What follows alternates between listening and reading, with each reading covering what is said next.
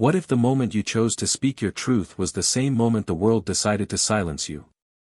It was the third period, pre-calculus, and Malik Carter was already 10 minutes into questioning Mr. Dennison's latest blackboard scribbles.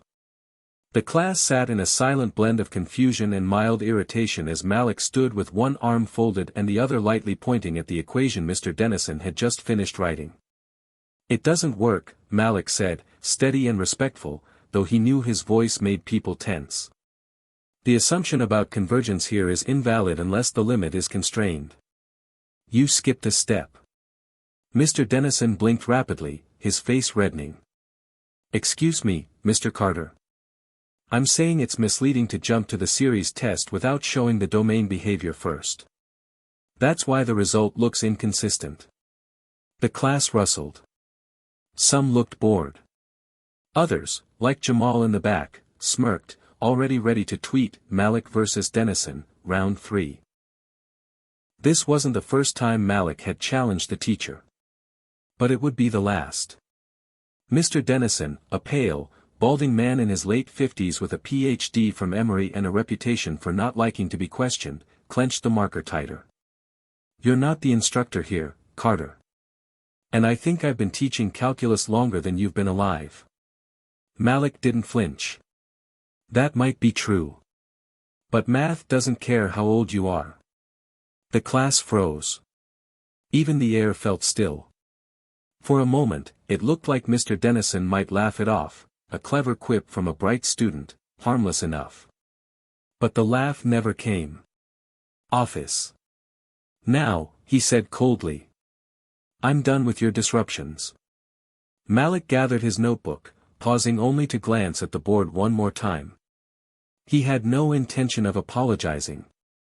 The math was wrong. And if no one else would say it, he would. Outside, the hallway felt quieter than usual. The buzzing fluorescent lights hummed like background static as Malik walked toward the vice principal's office. He passed a few students. Some gave him looks. One kid even said, "Yo, you're wild for that one." He smiled faintly. Not because he enjoyed the drama. But because standing up for truth, even in something as sterile as mathematics, felt like breathing. Necessary. Natural. The office smelled like coffee and old printer ink. Vice Principal Harris, a round man with rimless glasses and a voice like a deflated balloon, motioned Malik in without looking up from his email. "Have a seat," he said, still typing. "I assume you know why you're here." Malik sat down. "Because I corrected my teacher?" "No. Because you disrupted class." Again. Harris finally turned. "Mr. Dennison says you've developed a pattern of challenging his instruction, undermining his authority." Malik leaned forward, trying not to raise his voice. "But what if his instruction is wrong? Should I just pretend it's fine?" "You're not here to debate, Malik. You're here to learn. And part of learning is respecting your educators." "Respect goes both ways," Malik shot back. He didn't even consider the correction. He just got mad because I said it in front of everyone. Harris sighed. "It's not just about being right. It's about how you make people feel. You made your teacher feel disrespected." Malik blinked. "So feelings are more important than facts." That was the moment Harris reached for the yellow form. "Effective immediately, you're suspended for 5 days. Further disciplinary action is under review. You may be referred for expulsion pending board approval." Malik's chest tightened. "You're expelling me over math?" "No. Over behavior. Disrespect. Disruption." Harris slid the form across the desk. "Your mother will be contacted. Please wait outside. Hit subscribe and leave a comment with where you're watching from. This story might just spark a new beginning. What's one thing that always pushes you forward, even when things get tough?" Back home, things got louder. His mother, Angela Carter, was pacing in the living room, still in her nurse scrubs, exhausted from a 12-hour night shift. "Expelled?" she shouted. For correcting your teacher. I didn't shout. I didn't cuss. I just pointed out something wrong. Do you think that makes it okay?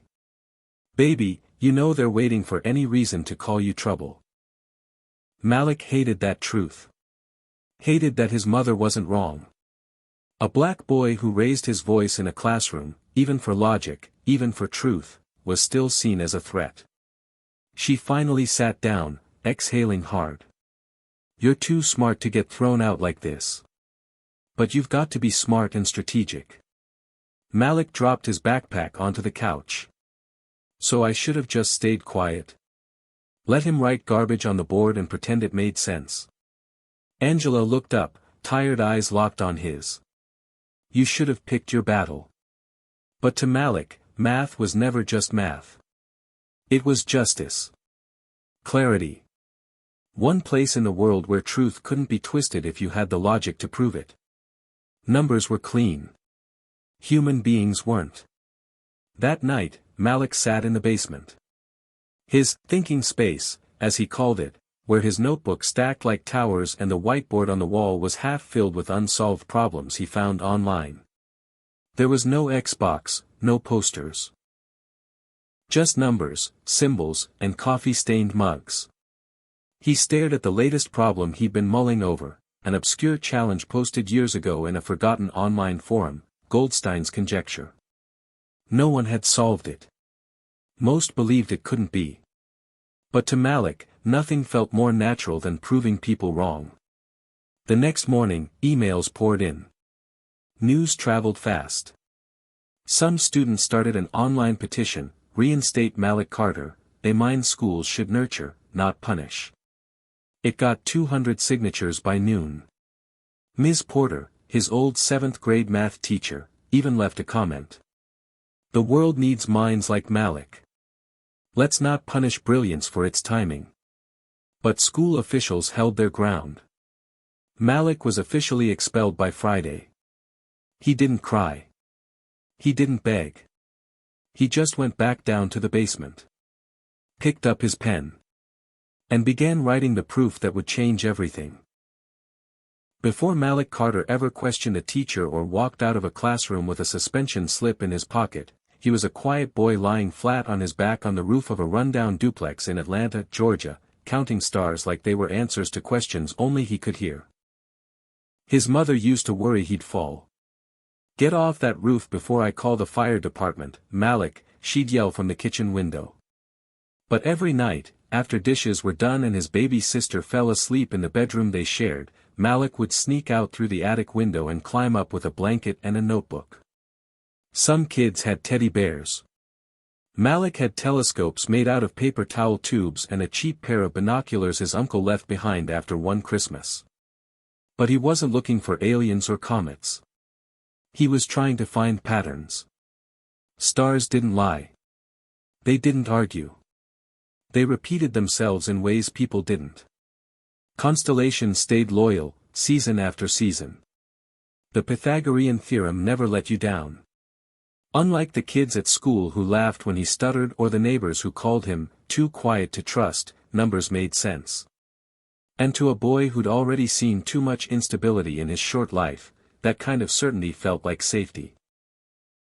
Malik's father, Tyrone Carter, left when he was 5. One day he was there, humming Marvin Gaye while fixing the leaky kitchen sink. The next, his toothbrush was gone and so were the Tuesday night stories. Angela tried to soften the blow. He's just figuring things out, she'd say. But Malik wasn't stupid. He figured things out faster than most.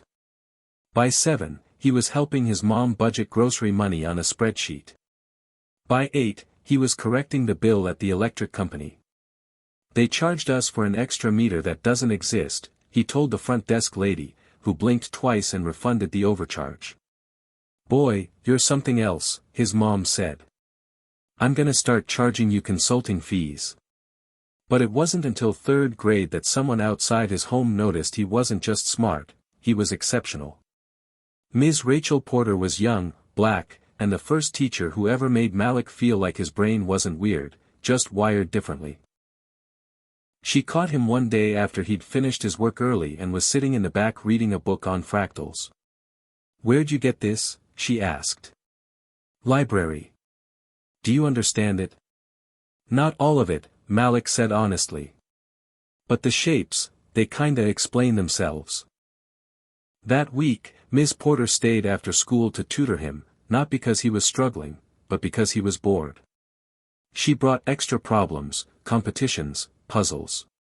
She called his mom and said, "He's not just smart. He's rare." She entered him in a citywide math challenge. Malik placed second, the only kid in the top 10 from a Title I school. The boy who beat him went to private school, had a tutor, and didn't even remember Malik's name. "He called me Marcus," Malik muttered that night, kicking a rock down the street. Ms. Porter smiled and said, "That's fine. Someday, he'll be reading about you." At home, life was never easy. Angela worked double shifts, often coming home with aching feet and a bag of takeout because she was too tired to cook. Malik would help his sister Kayla with homework, make her grilled cheese, and tuck her in while his mom collapsed on the couch. He never complained. But some nights, he'd stare at the cracked ceiling above his bed and wonder if the world would ever get bigger than this. Bigger than the broken streetlights, the sound of sirens, the way the school counselor looked at him like a risk instead of a gift. When Malik was 10, he entered his first online math forum under a fake name, MCX Solutions. He didn't want anyone to know he was a kid, or that he was black. Just wanted his ideas to speak for themselves. And they did. People messaged him, asked for help with problems, and debated logic trees. He even corrected a college student's proof once, and the guy replied, "Dude, you should be a professor." "I'm 10, Malik wrote back. The guy never replied again. By the time he reached high school, Malik had read more math textbooks than his own teachers. But that didn't mean he didn't care about learning. He just cared about real learning. Not busy work, not memorizing formulas for a test, but understanding why those formulas worked in the first place. But that mindset didn't win him fans. Freshman year, he got detention for pointing out an error in the history teacher's timeline of Reconstruction. Sophomore year, a science teacher wrote in his record, "Brilliant but confrontational." By junior year, Malik had learned to choose his battles.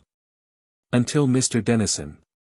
Mr. Dennison reminded Malik of every adult who'd ever felt threatened by a smart black boy. Smiled too tightly. Graded too harshly. Refused to answer questions unless they were softball lobs. Malik tried to stay quiet, for a while. But then came that series problem. The skipped step. The obvious error. And Malik had had enough. Now, expelled, 16 years old, and 1 month away from turning 17, Malik sat in the same bedroom where he'd counted stars and dreamed of MIT. Except now, his dreams were cracked, not destroyed, just delayed. "You always been too bright for this city," Ms. Porter had told him once, when he won second place in that math competition. "But the brighter the light, the more shadows it makes. You remember that, Malik." He remembered. And now, in the silence of expulsion and the static of injustice, Malik Carter began writing again. Not essays. Not excuses. Equations. On the margins of his notebook, he scribbled what would soon become the first drafts of the solution that would flip the math world upside down. The boy who used to count stars wasn't done yet. He was just getting started. The day the expulsion letter arrived in the mail, Malik's mother didn't open it right away. She left it on the kitchen table like it was ticking.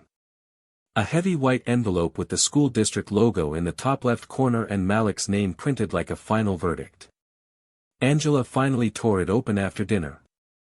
Malik stood nearby, arms folded, watching the words sink her shoulders.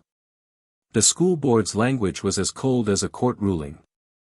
Due to repeated classroom disruptions, and a failure to comply with instructional authority, Malik Carter is hereby expelled for the remainder of the academic year. Angela slammed it onto the table. "You'd think you burned the school down. Malik said nothing. There wasn't anything left to say. The next few days blurred together, long hours in the basement, scribbling equations, working through layers of math that no longer felt academic. They felt personal. Malik didn't care about grades anymore. He cared about proving something bigger. That's when the email arrived. It was from Ms. Porter. Subject: proud of you. Still watching. Body: Malik, I heard what happened. I'm not surprised, but I am disappointed, not in you, but in them. They've always been more afraid of black brilliance than black violence. I want you to keep going. I don't care if you're expelled from a school. You've never let walls stop you before. Let's meet. I've got a friend at Georgia Tech who'd love to talk to you. Someone who understands math and understands you. Saturday, 11 a.m. Local coffee shop. Come ready. That Saturday morning, Malik sat across from Dr. Terrence Green at a booth that smelled like cinnamon and overbrewed coffee. Green was young, black, and wore a Georgia Tech hoodie under a faded corduroy blazer. His vibe was laid back, but his eyes were sharp, the kind that saw everything. So, Dr. Green said, sipping his coffee, I hear you challenged a teacher and broke the system. I just told the truth. Good. The truth needs soldiers. Malik pulled out his notebook, flipped it open to the messy pages of scribbled symbols and logical steps. I've been working on something, a conjecture. It's been around for a while. Never been solved. Green scanned the page. His brow furrowed. Goldstein's riddle. Malik nodded. You know it? Everyone in my field knows it. Most gave up on it 20 years ago. I think I'm close. Green leaned forward. Malik, if you're right about this, you won't just be close. You'll be historic. Back home, Malik couldn't shake Green's words. Historic. The word stuck in his chest like a fire that wouldn't burn out. No one at his school ever used that word around him, unless it was about slavery. No teacher ever said Malik was going to make history. Only Ms. Porter believed that. And now Dr. Green did too. It was more than a spark. It was fuel. But not everyone was cheering. His cousin Darnell dropped by that evening, headphones around his neck, sneakers too clean to trust. Heard you got kicked out. You good? Malik nodded. I'm working on something. A big problem. Darnell laughed. You always working on a problem, man. That's your problem. They sat in silence for a beat. You still trying to get into them Ivy schools? Trying to get into the kind of life where I don't have to apologize for being smart. Darnell shrugged. Or you could just play the game. I tried. Got kicked off the board. Late that night, Malik opened his laptop and scrolled through the math forums he used to visit. He hadn't posted in a while. But now, his fingers hovered over the keyboard. He opened a thread titled Goldstein's Conjecture, A New Direction. He wrote under his alias, MCX Solutions. I've been working on this for months. Thought I was crazy. But I think I've found a way through the third layer. It's rough, but the logic holds. Would love feedback from anyone who's still paying attention to this thing. He attached 3 scanned notebook pages, messy but brilliant, and hit post. Then he waited. The first reply came 11 minutes later. This is different. You're approaching it from a modular root inversion. That's new. Then another. Wait. This step here, how did you derive this chain reduction? It's clean. Too clean. By morning, the thread had over 60 replies. Malik Carter, the expelled high school junior from Atlanta, had caught the attention of some of the most advanced amateur and professional math thinkers in the country, none of whom knew he was 16. Dr. Green called that afternoon. I saw your post. You're onto something. Still rough. Good. The best ideas are. But you've got heat on you now. Be ready. Ready for what? Recognition. Pushback. Invitations. Malik paused. I'm still expelled. Yeah. And Galileo was under house arrest when he changed science. The next week, an editor from a math blog contacted him. Then a Georgia Tech doctoral student asked for a Zoom meeting. Then someone from MIT emailed a short note. We saw your work. Let's talk. Malik printed that email and taped it to his bedroom wall. Not because he wanted to brag. But because for the first time in his life, the world didn't just see a problem in him, they saw a problem solver. And it all started with the only voice that believed, Ms. Porter. The first time Malik saw his name on a math blog, it didn't even look real. He was eating cereal at the kitchen counter, laptop open, the cheap Wi-Fi barely holding up. The title read, Teen Prodigy May Have Cracked the Unsolvable, Goldstein's Riddle Revisited. Beneath it, a sentence that would live in Malik's mind for the rest of his life. Sources confirm the breakthrough originated from an Atlanta-based student known only as MCX Solutions. Rumors suggest the mind behind the math is just 16 years old. Malik stared at the screen until the milk in his bowl turned warm. His mom came into the kitchen, rubbing sleep from her eyes. What are you looking at like that? He turned the laptop toward her. Angela blinked once, then twice. She sat down slowly. That's you. Malik nodded, not sure what to say. For the first time in days, he wasn't angry, or restless, or even hopeful. He was seen. By noon, his inbox was a mess. Professors. Journalists. One message from a guy claiming to be a talent scout from Netflix. Malik ignored that one. For now. The biggest surprise came that afternoon. His mom picked up a call on the landline, one of the few times it actually rang. Yes, she said, cautious. Speaking. Who? From where? She turned to Malik, eyes wide. It's someone from Stanford. Malik's heart skipped. He took the phone. Hello. The voice was smooth, professional, and warm. Malik Carter. This is Dr. Elaine Kapoor from Stanford's mathematics department. We've read your work on Goldstein's conjecture. It's truly promising. Malik didn't know what to say. Thank you. We'd love to invite you to join our virtual symposium next month. It's a closed room, mostly postgrads and faculty, but your perspective would be a valuable addition. Wait. I'm not in school right now.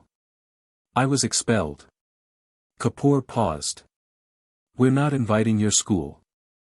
We're inviting you. That night, Malik lay on his bed, notebook beside him, fingers tracing the edge of his whiteboard with absent-minded swipes. He should have been thrilled. But a strange kind of weight pressed on him. What if this was all too fast? What if he was wrong, and the math community turned on him? What if the school district got wind of this and tried to silence it? He turned to his notebook. The proof was still there. Clean. Unbroken. Unapologetic.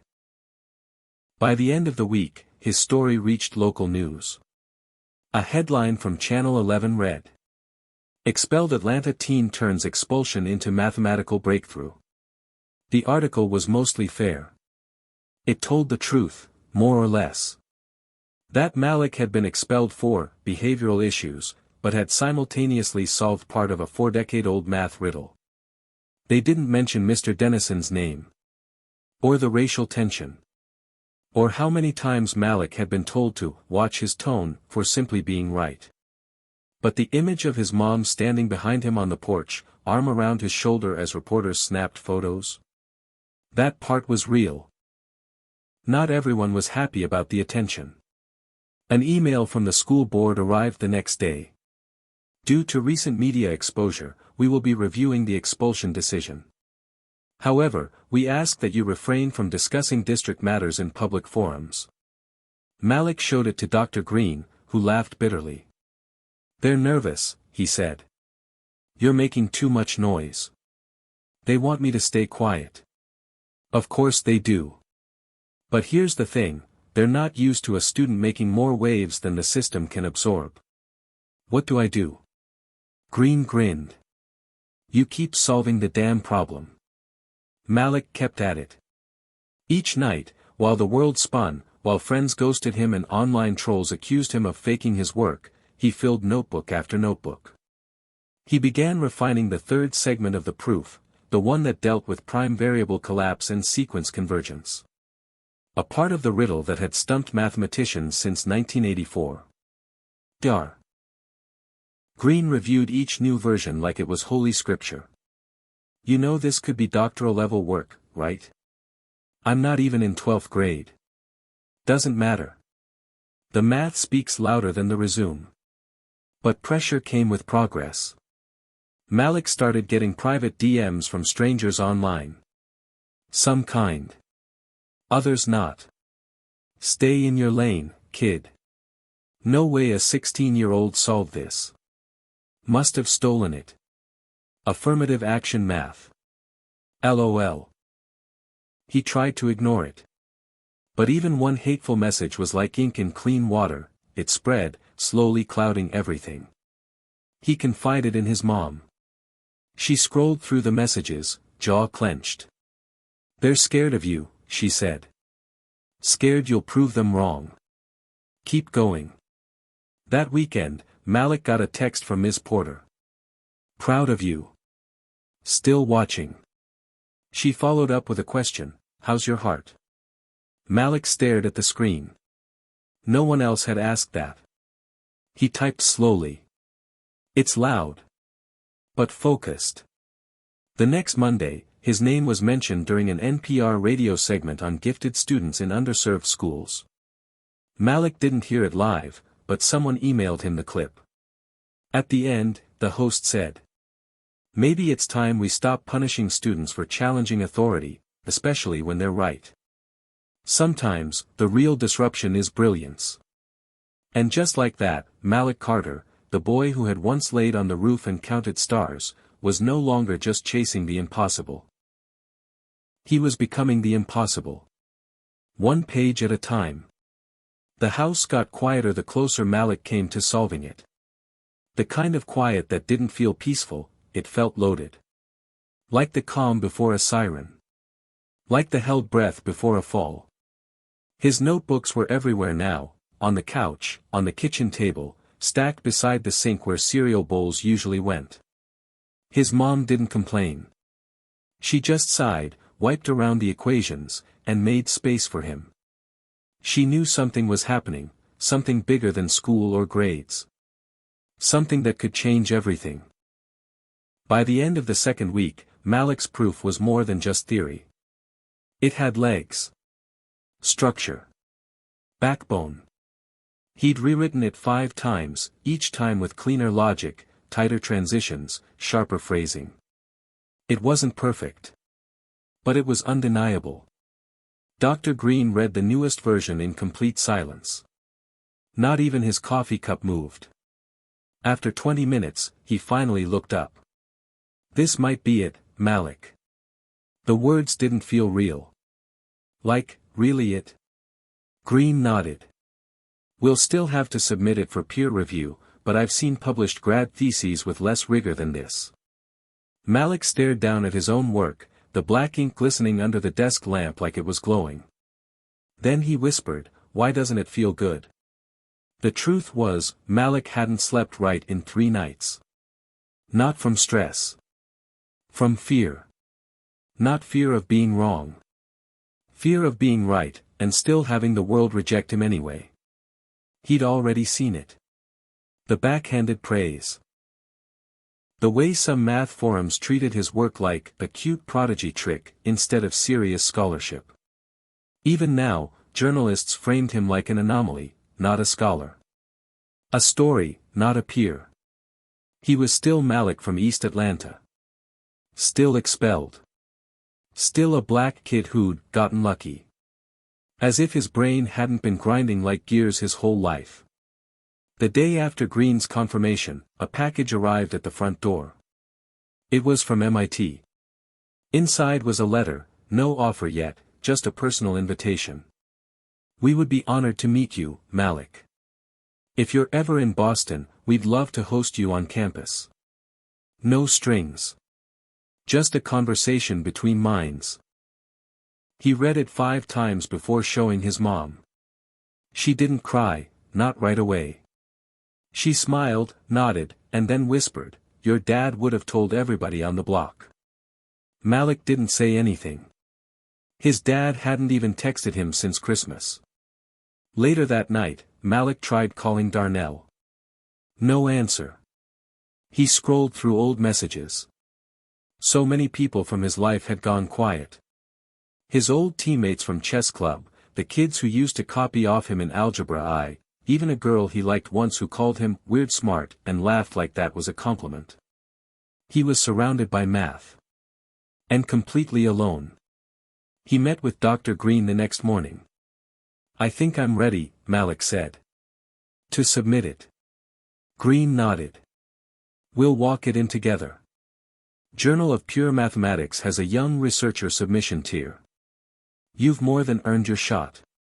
They both sat in the silence that followed. Malik asked, "Why does this feel like a goodbye?" Green looked at him. "Because once you cross this line, there's no going back. You won't just be a student anymore. You'll be the guy who solved it. People will expect more. Some will doubt you. Some will try to own you. I'm not selling this. I know. But they'll still try." That weekend, Malik submitted the paper. Green helped him format it, add citations, and compress 40 pages of insight into a 300-word abstract that somehow had to carry the weight of everything he'd worked for. Title: Modular Reduction Sequences and the Reconfiguration of Goldstein's Infinite Conjecture. Author, Malik A. Carter. Affiliation, Independent Scholar. That last line made Malik pause. He wasn't part of any institution. Just a name and a mind. He pressed submit. And it was done. 3 days later, the first email arrived. It wasn't feedback. It wasn't praise. It was a threat. "You're playing with things you don't understand. This work belongs to the community. You didn't earn it. You stole it from someone. Admit it before it gets worse." No name. No address. Just anger and fear, hiding behind a mask. Malik sat still, heart racing. He didn't show his mom. He didn't tell Dr. Green. He just logged out. And for the first time since starting the proof, he stopped writing. Ms. Porter was the one who noticed. She called that Friday. "You okay, genius?" "Yeah," Malik lied. "No, you're not. Your light's flickering." Malik hesitated. Then he said, "I think I'm not built for this." "You're built for exactly this," she said firmly. "You think Dr. Mae Jemison didn't have people tell her she didn't belong in space? You think Baldwin wasn't told to shut up every time he opened his mouth? It's different now. No.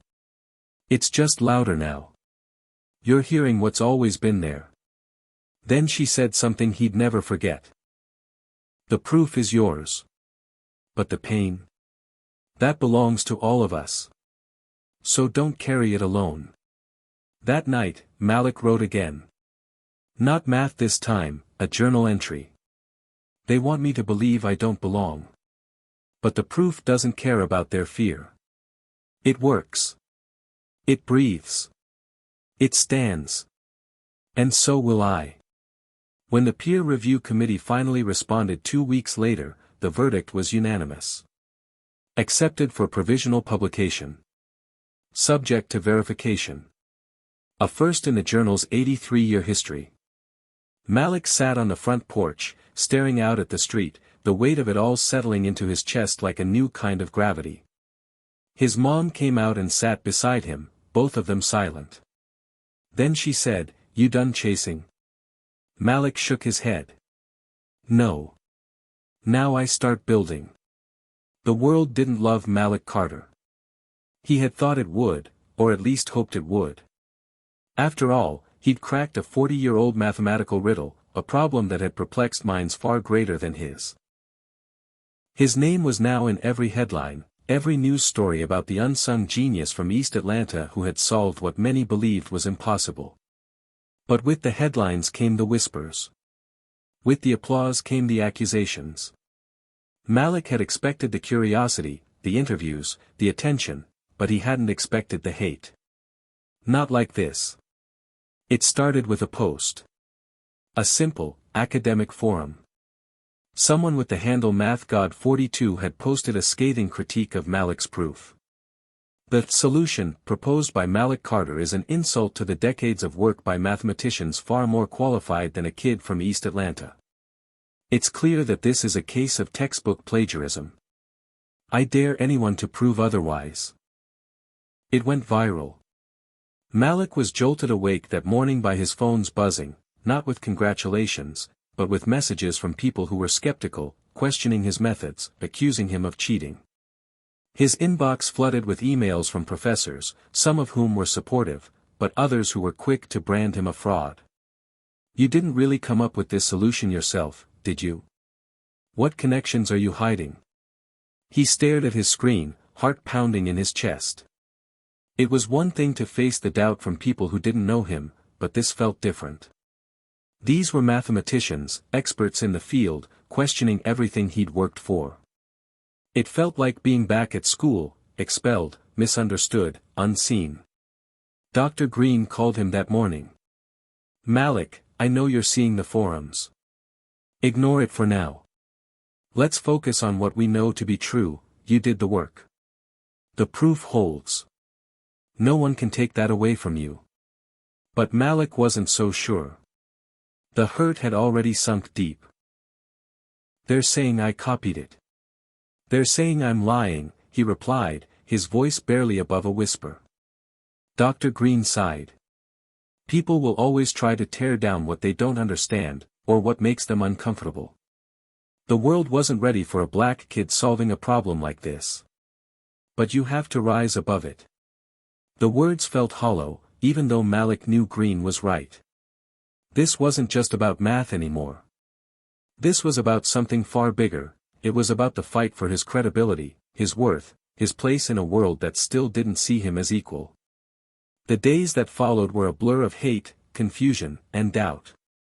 Social media exploded with debates over Malik's work. Some people, mathematicians, university professors, even strangers, stood by him, recognizing his genius. But the critics were louder.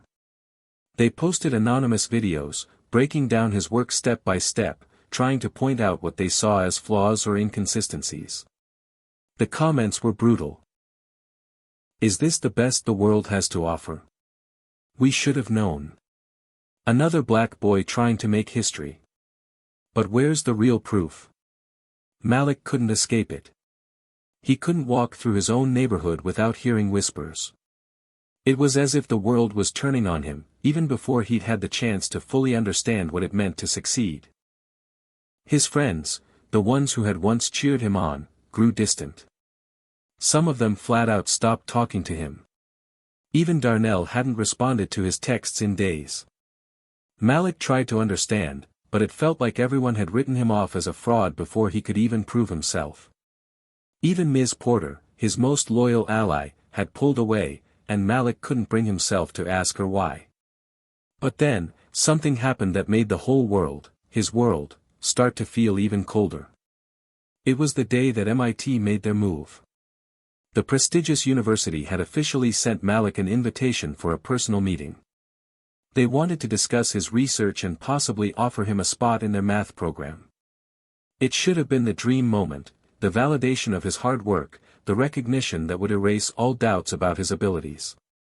But Malik didn't feel joy. He felt dread. What if MIT was only interested because they thought they could control him? What if they just wanted to bring him in to validate the riddle but never actually listened to his ideas? Worse, what if they only wanted to make him a token, a symbol of diversity, without ever truly recognizing his potential? He didn't know what to do with the invitation. He felt caught between two worlds, one where he was a kid from the streets, rejected by the system, and another where he was a prodigy who could rewrite history. The two worlds weren't meant to coexist. But here he was. 2 weeks later, Malik stood in front of the mirror, his hand nervously touching the collar of his shirt. His mother was already on the phone, talking to a friend about the trip to Boston. They'd packed his best clothes, a button-down shirt and chinos, but Malik still felt out of place. He didn't want to go. But the fear of staying was worse. The flight to Boston was uneventful, but the meeting with MIT was anything but. Malik sat in a cold, sterile room, surrounded by several professors who seemed intent on grilling him. Their questions were sharp, cutting straight through his nerves. What led you to the solution? Can you walk us through the steps of your proof again? Do you understand the implications of your work? With every question, Malik's gut twisted. It felt like they weren't trying to understand his brilliance, they were trying to break him. To show that he didn't belong, that he was just an experiment in the making. When the meeting ended, the professors exchanged looks. Then one of them, Dr. Harris, said, "We'll be in touch, Malik. We're impressed with your potential.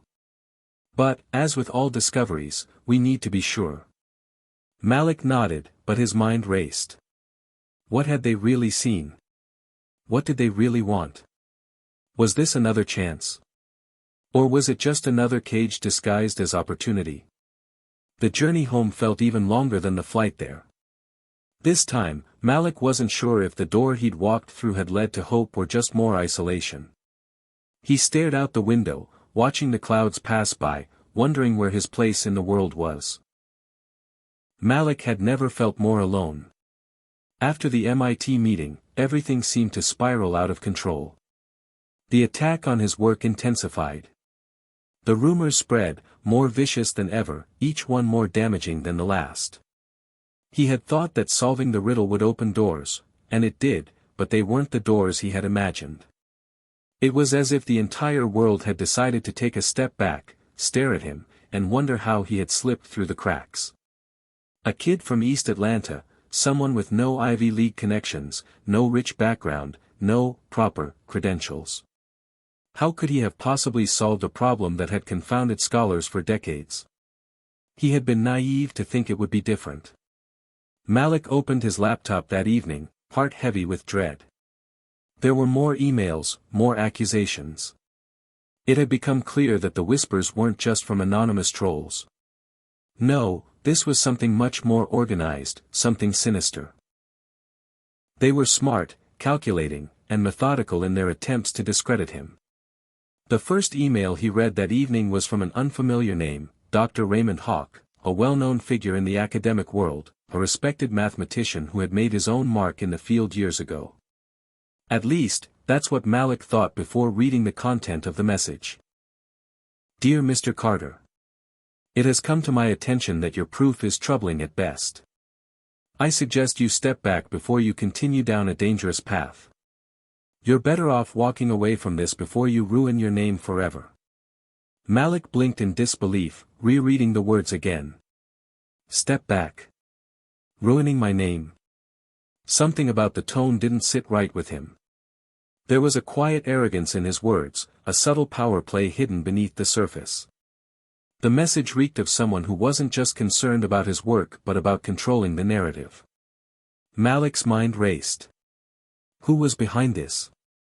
Who stood to lose so much from his success? And then it hit him. The riddle he had solved wasn't just a problem in the world of math. It had been one of the most well-known, widely studied conundrums in the field, and it had been solved by someone no one had ever heard of before. A kid from the inner city. It wasn't just his genius that was making waves. It was the message he sent to the academic world, I don't need your approval to be great.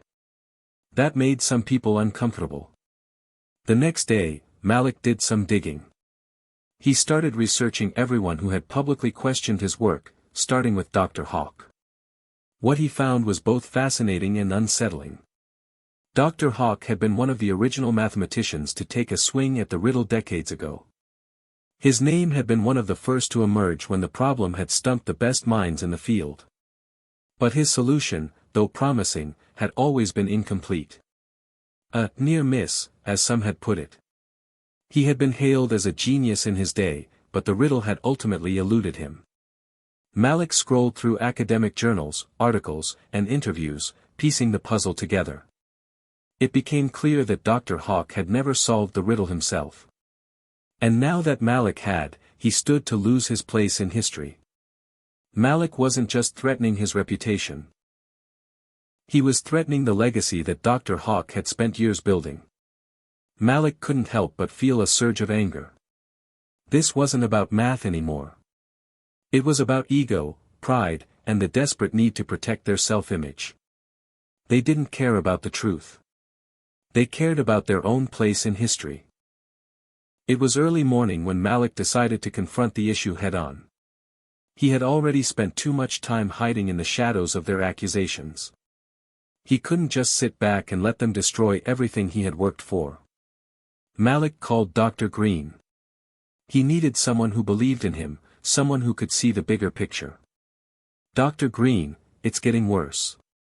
There are professors out there who don't just doubt my work, they're actively trying to ruin me, Malik said, his voice low with frustration.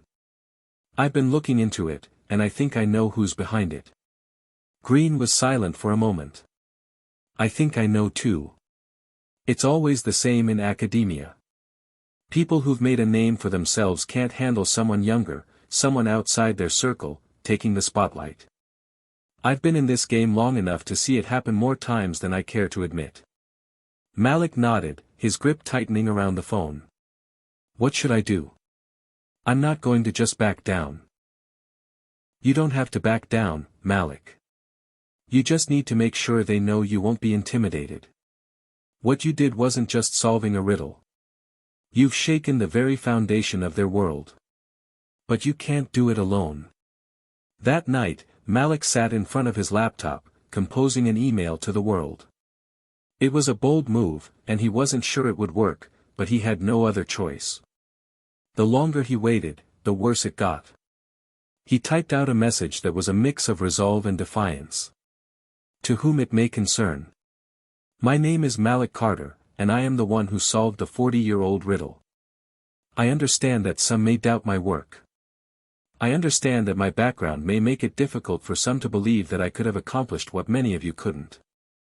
But I am not asking for your validation. I am not here to appease anyone. I did this for the love of math, and I will continue to push forward regardless of the voices trying to tear me down. If you believe there is something wrong with my proof, I invite you to come forward and present your argument. But know this, I will not be silenced. Not by fear. Not by pride. Not by anyone. He hit send. The following days were tense. Malik spent hours reading responses and checking his inbox. To his surprise, the flood of hate had slowed down, but not the whispers. They had simply moved to quieter corners of the internet, taking on a more insidious form. Now, his name was no longer just debated, it was questioned. The calls for transparency were louder than ever. But something had changed in Malik. For the first time since he had been thrust into the spotlight, he felt like he had taken control of the narrative.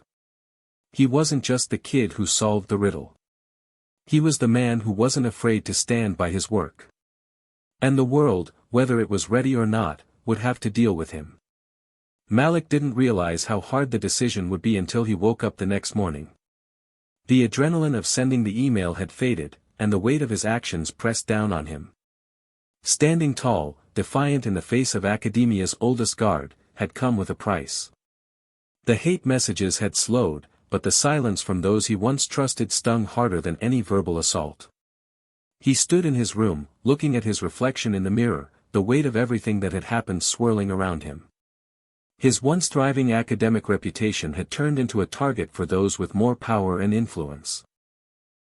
Despite his victory in the face of the riddle, it was now clear that his journey had only just begun. By mid-afternoon, Malik received a call from his mother. "Malik, baby, are you alright? I've been hearing things on the news, they're saying that you've been causing some trouble. What's going on?" Malik closed his eyes, the familiar sound of his mother's voice grounding him in the chaos. She didn't deserve this, none of them did. "Mom, it's okay. Really. It's just a lot of noise, but I'll be alright." He tried to reassure her, but she wasn't buying it. "You're my son, Malik. This doesn't sound like just noise. I saw the interviews, the articles. These people are talking like you're some kind of villain. Don't let them drag you down." Her words hit him harder than he expected. His mom had always been his biggest supporter, his foundation. But now, she was scared. For him. And for what this entire storm could do to his future. "I know, Mom. But I can't just stand by and let them decide who I am. I'm doing what I know is right, even if it means stepping on some toes. Just don't forget who you are. You're not some pawn in their game. You're Malik Carter, the young man who didn't need anyone's permission to be great. But you also need to think about the consequences, son. I know you're strong, but you don't have to carry it all on your own." Malik's heart tightened. He had been so focused on proving himself that he'd forgotten about the people who loved him. They were the ones who would have to bear the weight of his actions too. "I'll figure it out, Mom. I promise." A few hours later, Malik met with Dr. Green.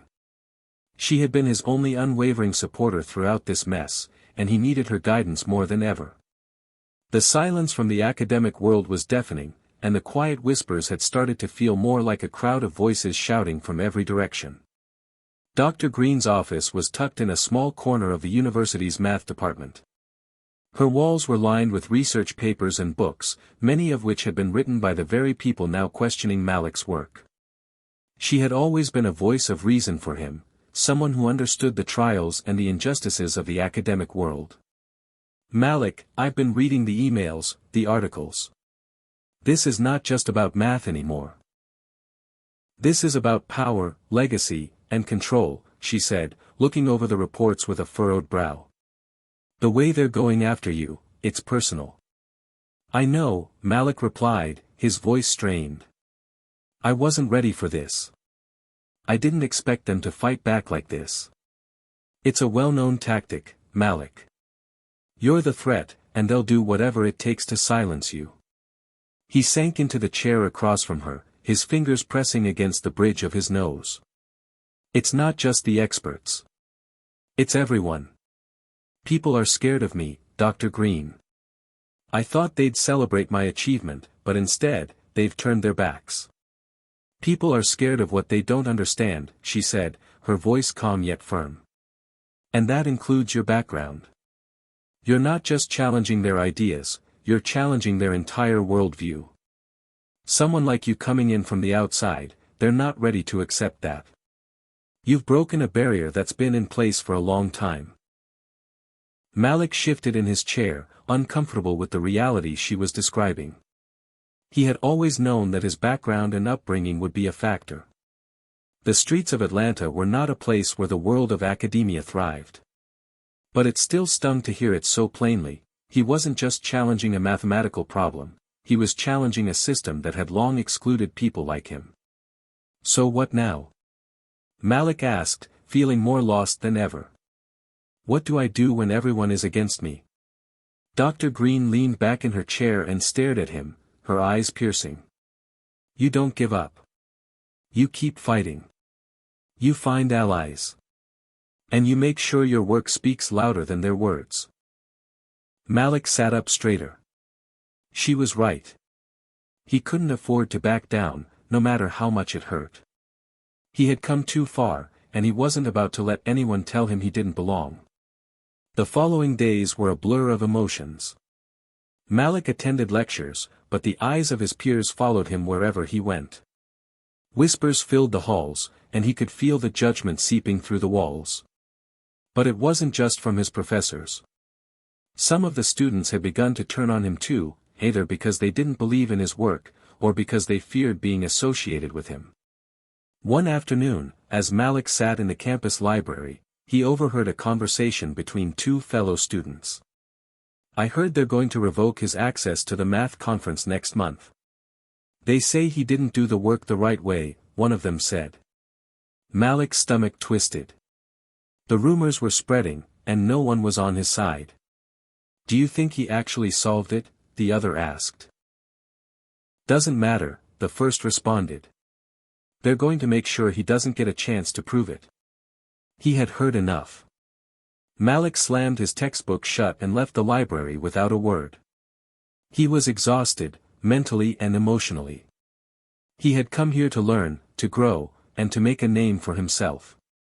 But now, every step forward felt like it was dragging him deeper into a pit. That night, Malik sat in his room, staring out at the city skyline, the streetlights casting shadows on his walls.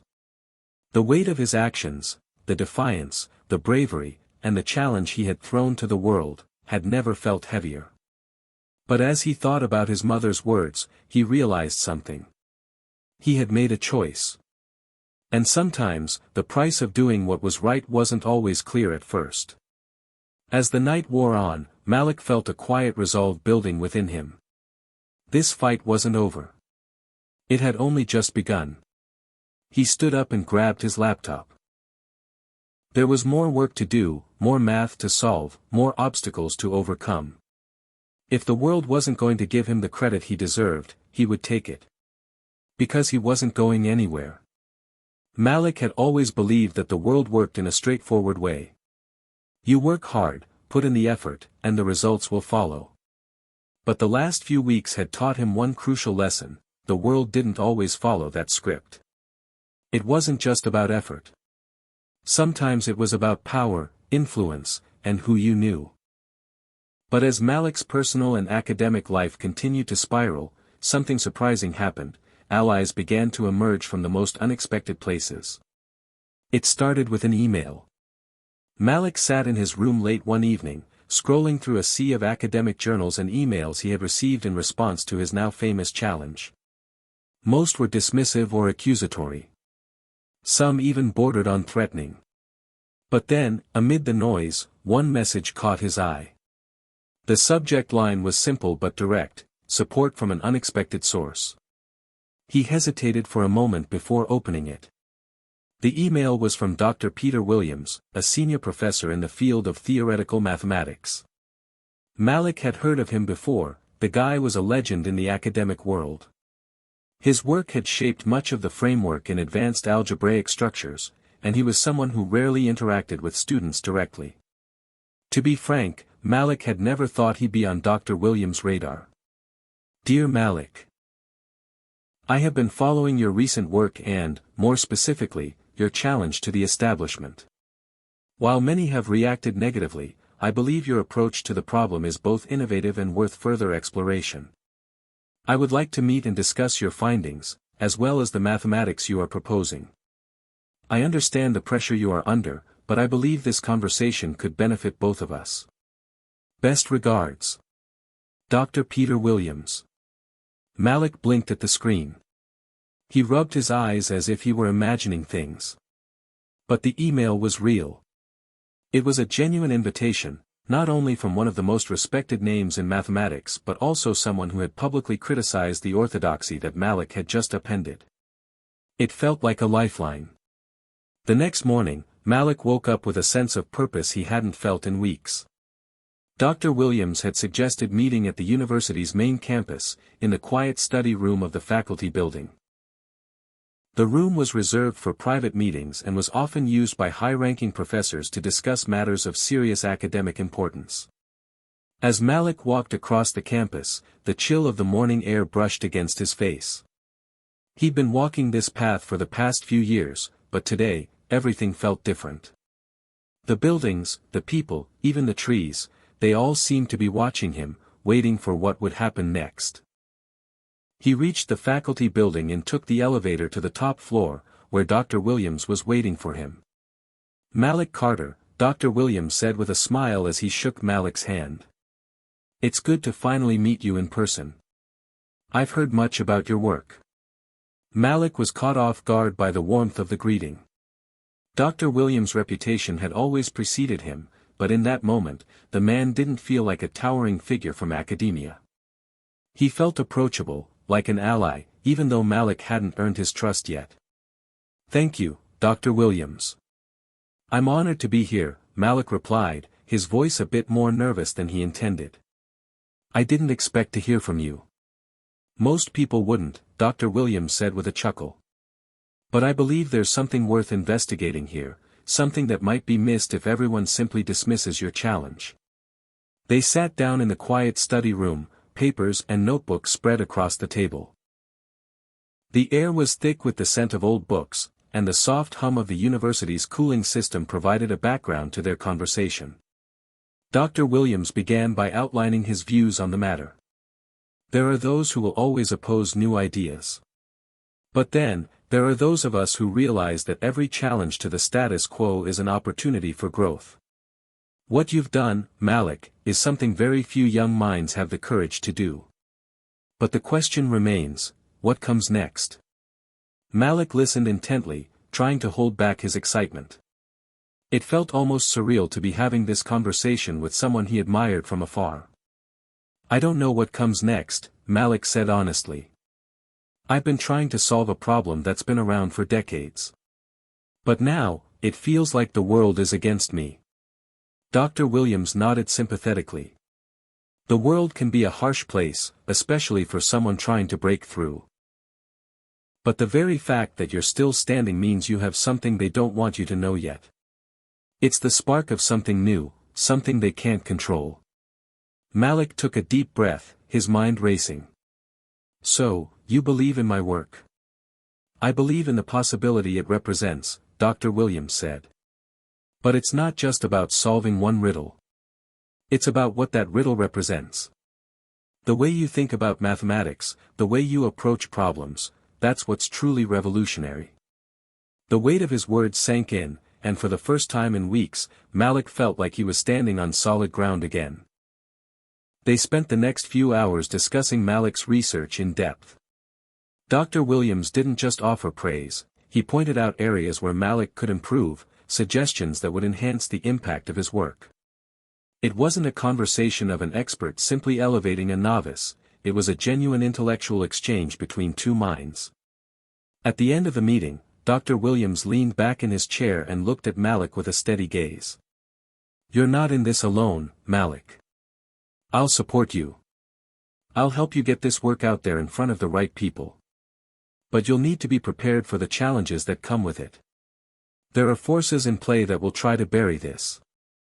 "I understand," Malik said, feeling a renewed sense of purpose. "But I'm not backing down." Dr. Williams smiled. "Good. We'll make sure of that." As Malik left the meeting, he couldn't help but feel a sense of hope that had been missing for so long. He wasn't just fighting for recognition anymore. He was fighting for the future of his work, and now he had someone in his corner who could help him navigate the storm. But the challenges were far from over. Malik knew that. There would be more battles ahead, more enemies to face, and more sacrifices to be made. But for the first time, Malik wasn't alone in the fight. Malik had never thought that success could come with a price, but he was learning quickly that it could, especially in the world of academia. The support he had received from Dr. Williams was like a breath of fresh air in a room that had been suffocating him for weeks. Yet, as Malik soon discovered, even a beacon of light could cast long shadows.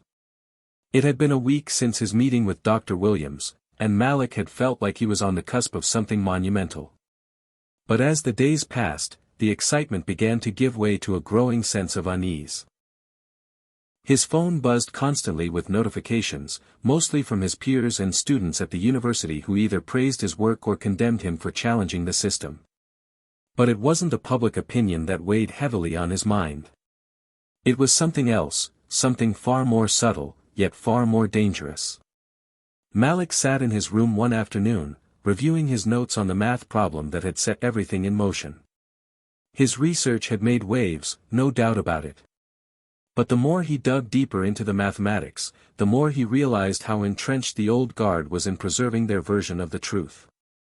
And the more entrenched they were, the more they felt threatened by Malik's work. A knock on the door interrupted his thoughts. Malik wasn't expecting anyone, but as he opened it, he was greeted by the familiar face of his classmate, Jasmine. She was an undergraduate, but her curiosity and sharp intellect had earned her respect among professors and students alike. And in recent weeks, she had become one of Malik's most vocal supporters. "Malik, we need to talk," Jasmine said, stepping inside with a concerned expression. Malik motioned for her to sit. "What's going on?" "It's not just about the math anymore," Jasmine began. "I've been hearing things." Malik raised an eyebrow. "What kind of things?" Jasmine hesitated before answering. "I overheard some professors talking about you. Not just your challenge to the system, that's part of it, but it's more personal. They're worried. You're becoming a threat." Malik frowned. "A threat?" "Yeah," Jasmine continued. "To the old way of doing things. To their reputation. And trust me, when you start challenging the status quo, it gets ugly." Malik leaned back, processing what she had said. He had expected resistance, but this was different. He had seen firsthand how certain professors in the math department could be dismissive of new ideas, but he hadn't realized the extent to which they would go to protect their own turf. "Why are they talking about me like that?" Malik asked, his voice laced with confusion. "They think you're pushing boundaries too far, Malik," Jasmine said. "And they don't like that. They don't want someone like you shaking up their comfortable little world. You've put yourself on their radar, and that's dangerous." Malik's stomach churned. He had known that the academic world was competitive, but he hadn't realized how cutthroat it could be. The thought of being seen as a threat, and not just for his ideas, but for who he was, unsettled him. "You have to be careful," Jasmine warned. "It's not just about being right anymore. It's about power. And power, as you're beginning to see, is something not easily given up." Malik couldn't argue with that. He had seen the way some professors treated students like pawns in their own games, using their power to control access to resources, funding, and opportunities. But Malik wasn't going to back down. He couldn't. "Not now. I appreciate you telling me this, Jasmine," Malik said, his tone steady. "But I'm not going to stop. Not now. Not after everything I've put into this." Jasmine nodded. "I get it. Just be careful. You're not just fighting for recognition anymore. You're fighting for your place in the academic world. And that's a fight that's going to get a lot messier before it gets better." Later that evening, Malik sat alone in the library, his mind racing. Jasmine's words had haunted him. He had always known that breaking new ground came with challenges, but the idea that he was becoming a target for people who didn't even know him personally, that was something he hadn't anticipated. As he flipped through the pages of his notes, a thought struck him. He wasn't just challenging the mathematics that had been accepted for decades. He was challenging the very structure of the academic world. The old guard, the professors who had held the reins for so long, weren't just going to let him come in and disrupt everything. That night, as he left the library, Malik's phone buzzed once more. This time, it was an email from Dr. Williams. "Malik, I've heard the whispers. There are people who will try to discredit you, to pull you down. This is not just about the math anymore, it's about who controls the narrative. Keep your head up. You have more support than you know." The email left Malik with a renewed sense of determination. Dr. Williams wasn't just supporting his research, he was preparing him for the war that was coming. It was going to be a battle of ideas, yes, but also of influence and power. And Malik was ready. The next few days brought more tension. The whispers continued, and Malik could feel the eyes on him as he walked through the halls of the university. The professors who once greeted him with a polite nod now looked at him with cold indifference. The students who had supported him began to shrink away, unsure of what side they should be on. Then, just when Malik thought things couldn't get worse, an unexpected phone call shook him to his core. It was from Professor Andrews, the chair of the math department, the man who had been the most vocal in his opposition to Malik's work. "Malik, I think we need to have a conversation," Professor Andrews said, his voice tight with barely concealed anger. Malik's heart raced. "About what?" "You know very well what I'm talking about. You've made a mockery of everything this department stands for. And you've put us in a difficult position. You're not just undermining decades of work, you're questioning the very foundation of our field." Malik swallowed hard, trying to keep his voice steady. "I'm not questioning anything, Professor. I'm proposing a new way of looking at things. There's a difference." "Enough of this nonsense," Professor Andrews snapped.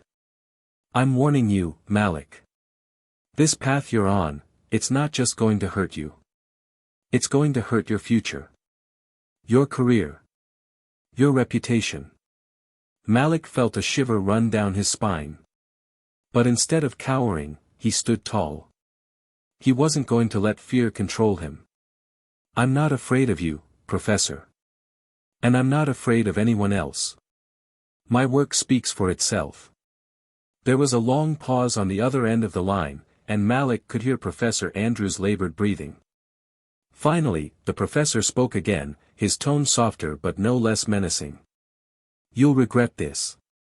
You're making enemies that you won't be able to escape." Malik hung up the phone, his hands trembling. But deep down, he knew that this was just the beginning. The darker side of academia had shown its face, and Malik was ready to face it head-on. The weight of the world felt heavier than ever before. Every step Malik took on campus felt like an echo of the storm brewing just beneath the surface. The whispers, the cold stares, the subtle but unmistakable distancing, it all culminated into something far more powerful than he had anticipated. And it wasn't just the professors now. His own peers, once allies, were beginning to fade into the background, unsure of where to stand in the growing divide. Malik had always prided himself on his ability to stay focused, to see the bigger picture despite the noise around him. But now, that focus was beginning to fray at the edges. The challenge wasn't just academic anymore. It was personal.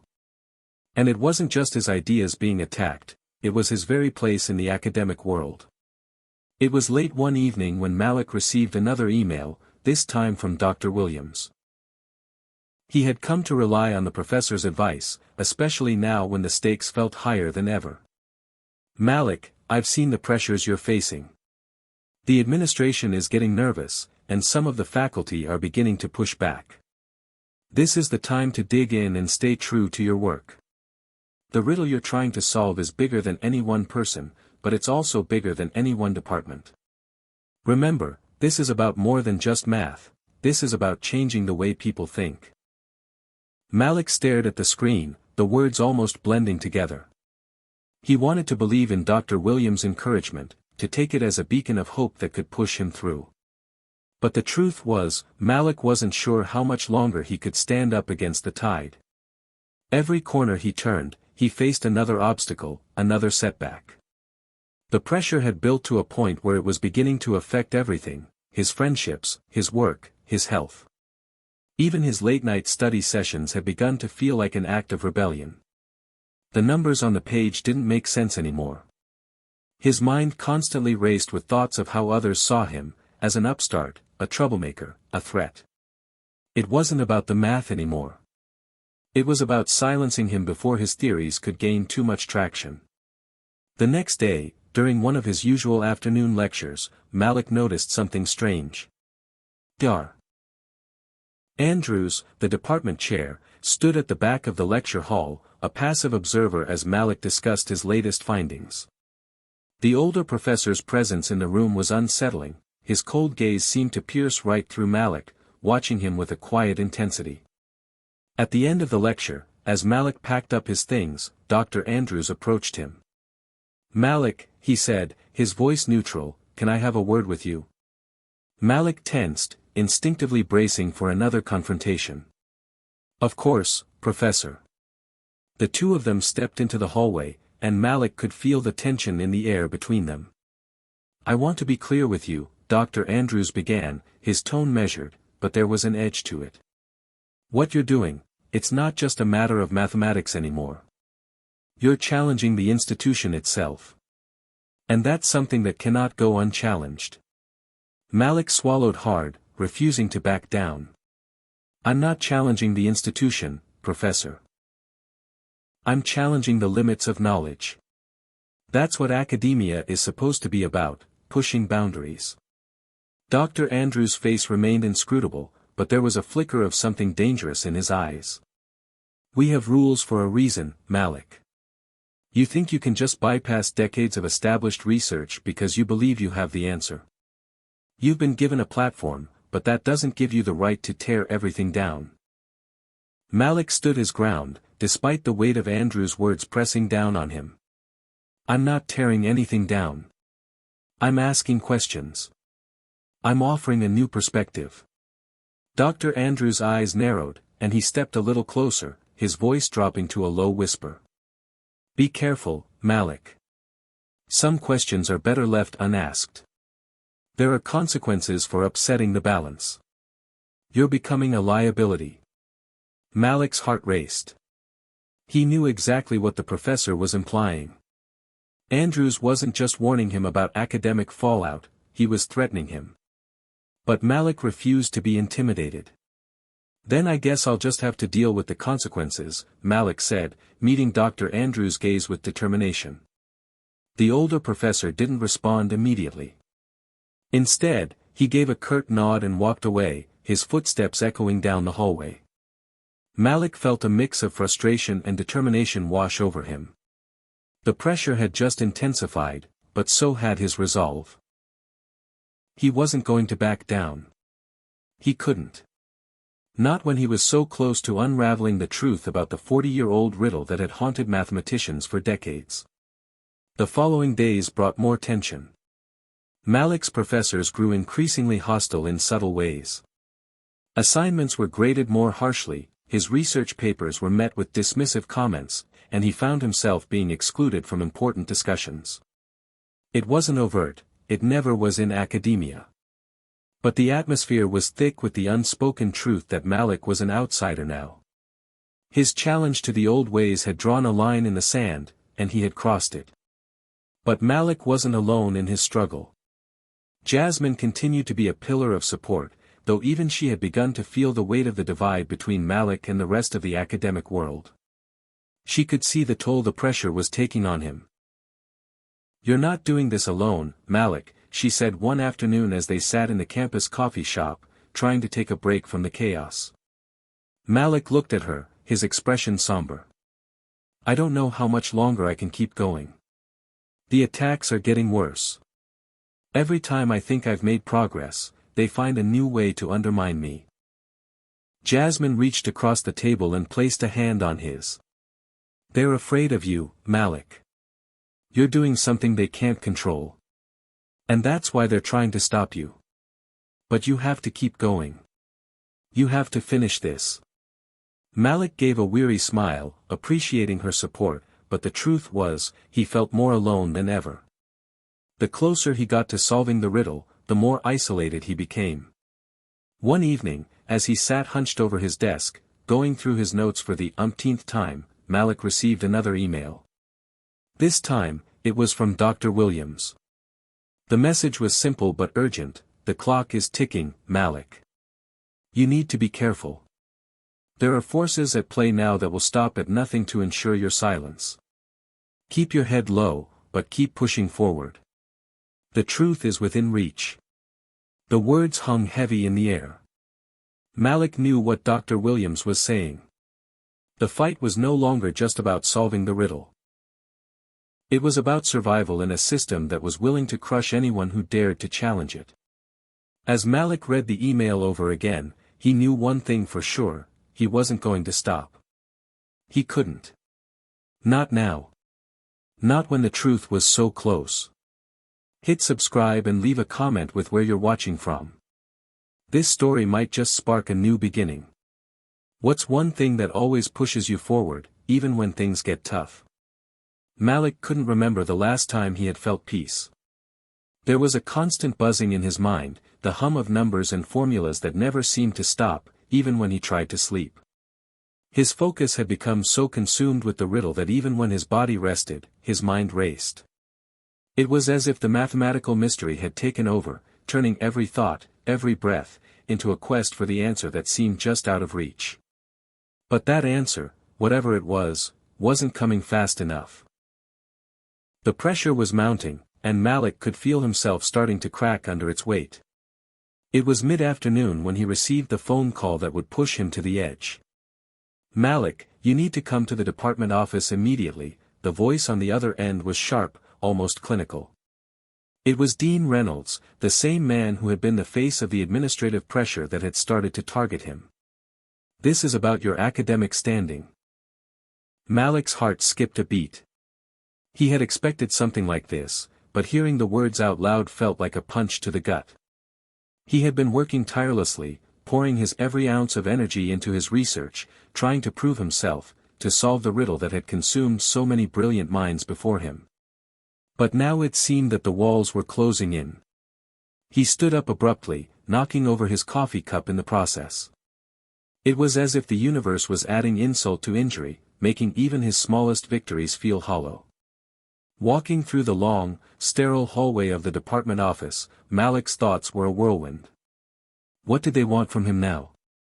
Was it the research? Was he finally being shut down for good? When he reached the office, Dean Reynolds and Dr. Andrews were seated at a table.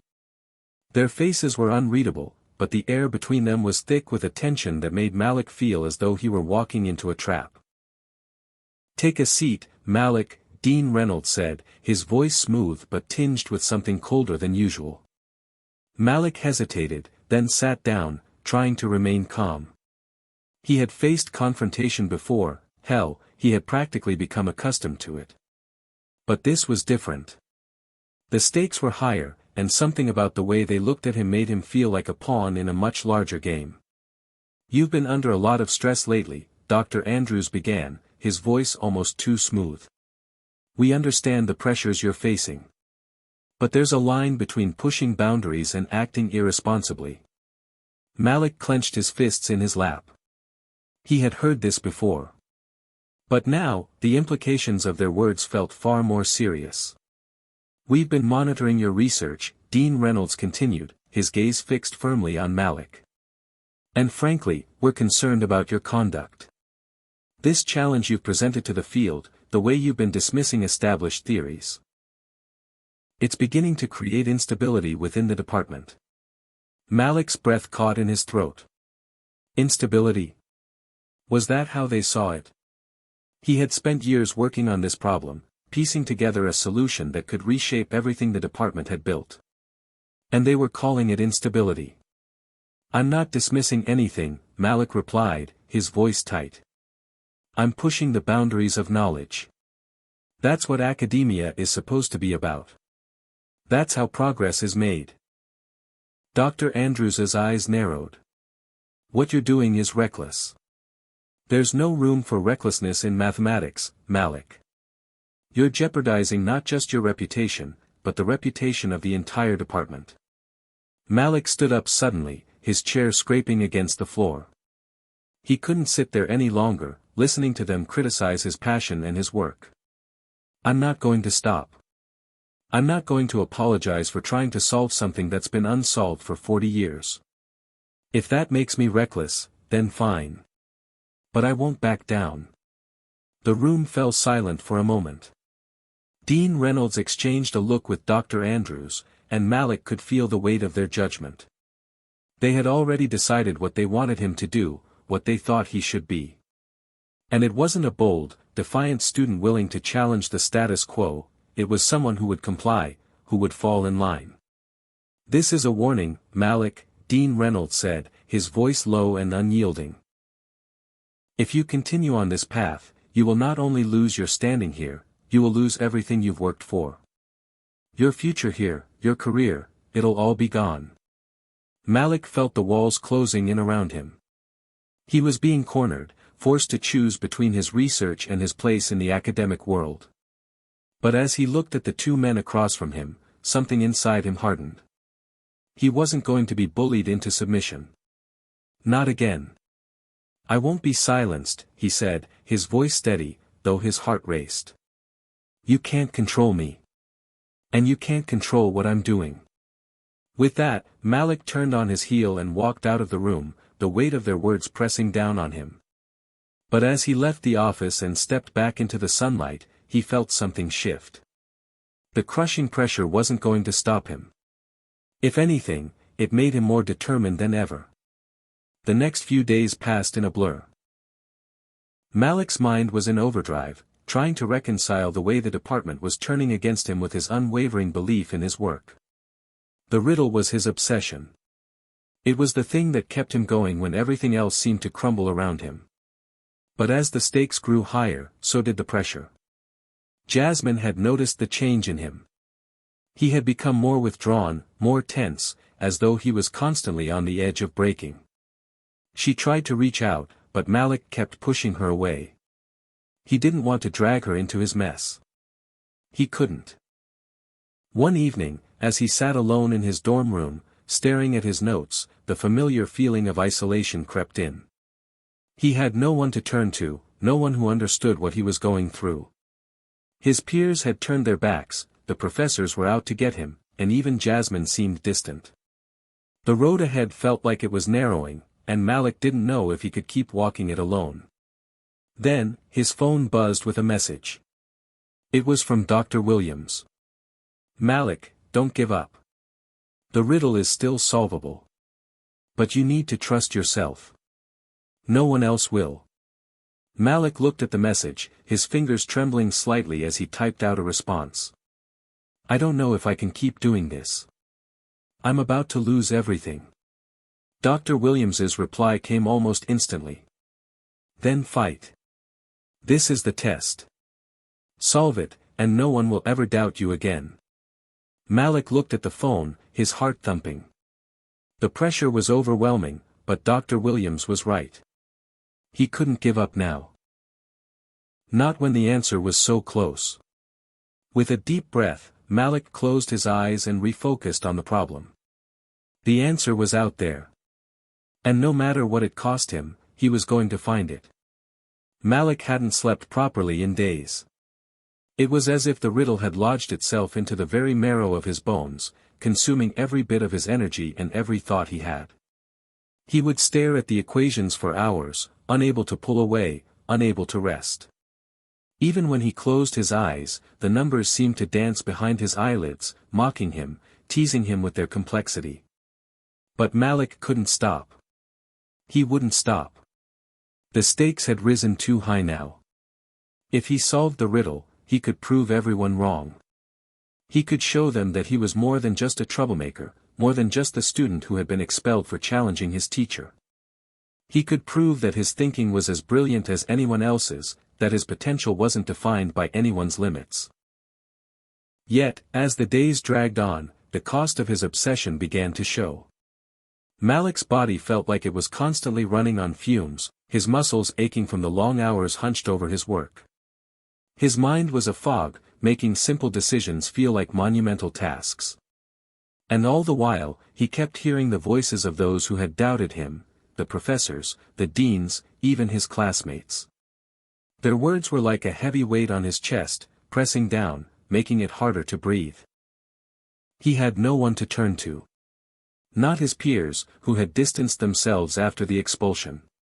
Not his professors, who seemed intent on shutting him down. Not even Jasmine, who had been a constant source of support, now seemed distant, unable to understand the depth of his fixation. But then, there was a knock on his door. Malik wasn't sure if he even heard it at first.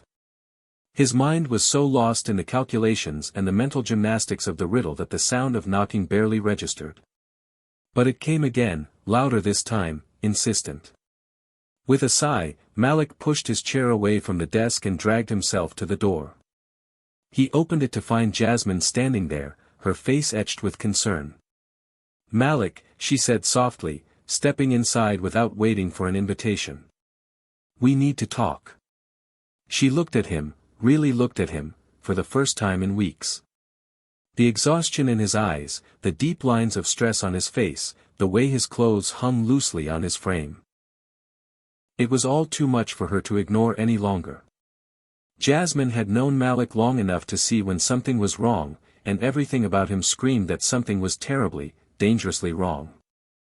"I know what you're doing," she said, her voice low. "You're killing yourself for this, Malik." "And for what?" "To prove a point to people who don't even care about you." Malik flinched, but he didn't turn away. He didn't want to. It was the first time in days someone had said something that made sense to him. "I have to solve this," he replied, his voice hoarse. "If I can just crack this riddle, everything will be different. I'll show them all. I'll prove that I'm not just some mistake." Jasmine took a deep breath and moved closer to him. "This isn't just about the riddle anymore. It's about you, Malik. You're not okay. You're breaking, and you're doing it alone." Malik looked away. The truth was too painful to admit. He had pushed everyone away, Jasmine, his family, his friends. Because he believed that the riddle, the quest for knowledge, was all that mattered. He had let it become his obsession, his identity. He had sacrificed everything for it. But in doing so, he had lost himself. "I can't stop now," he said, his voice quieter this time. "Not when I'm so close. I need to finish it." Jasmine reached out, taking his hand in hers. "You're already finished, Malik. You're breaking, and you need to rest. You need to stop before you lose everything." For the first time in what felt like forever, Malik let himself feel. He felt the weight of Jasmine's hand on his, the warmth of her touch, the gentleness of her words. He wanted to pull away. He wanted to keep working, to keep pushing forward. But there was something in her eyes, something that made him pause. "Please," Jasmine said, her voice trembling. "You can't do this alone. You don't have to." Malik swallowed hard, feeling his resolve start to crack. He was used to doing everything on his own. He had always been the loner, the one who had to fight for every bit of recognition he got. But now, standing here with Jasmine, he realized just how much he had sacrificed for his pursuit of a solution, how much he had alienated in his single-mindedness. He shook his head slowly. "I can't stop. Not until I solve it. I need this." Jasmine closed her eyes briefly, frustration and sadness crossing her features. She knew that there was nothing she could say that would change his mind. Malik had always been stubborn. But it hurt to see him so far gone, so caught up in the race for recognition and validation that he had lost sight of what mattered most, his health, his relationships, and his own well-being. "I'm scared for you, Malik," she said, her voice breaking. "I don't know what's going to happen if you keep going down this path. But I can't watch you destroy yourself over something that doesn't matter as much as you think." Malik's heart twisted in his chest. He wanted to tell her that she was wrong, that this riddle was his future, his legacy. But deep down, he knew that she wasn't wrong. He had been destroying himself, chasing an impossible dream, all for the approval of people who would never truly understand him. Jasmine's gaze softened as she took a step back. "I just want you to think about this. I want you to stop, to breathe. You're not alone in this, Malik. You don't have to carry all of this on your own." Malik stood there in silence as she left, the door closing behind her with a soft click. Her words echoed in his mind, but they didn't seem to quiet the storm inside him. The next few days felt like a blur. Malik couldn't shake the weight of Jasmine's words, and yet, he couldn't let go of the riddle either. Every time he thought about taking a break, his mind would spiral back to the problem, the looming solution that was always just out of reach. But no matter how much he tried to push forward, he knew that something had to change. The pressure was becoming unbearable, and the fear of losing everything was starting to feel all too real. Malik woke up to an empty room. The quiet was almost deafening, and the weight of the silence settled heavily on his chest. He hadn't heard from Jasmine since their conversation days ago, and the absence of her presence in his life had only added to the isolation he was already feeling. The warmth of her concern was still fresh in his mind, but it seemed to slip further away with each passing hour. He rubbed his eyes, trying to shake off the exhaustion that had become a permanent fixture in his life. The riddle was all he had left now. The equations, the numbers, the intricate patterns that filled his mind, it was like they had consumed him whole. He felt like he was sinking deeper into the maze of his own thoughts, unable to find the way out. His phone buzzed, and Malik glanced at the screen.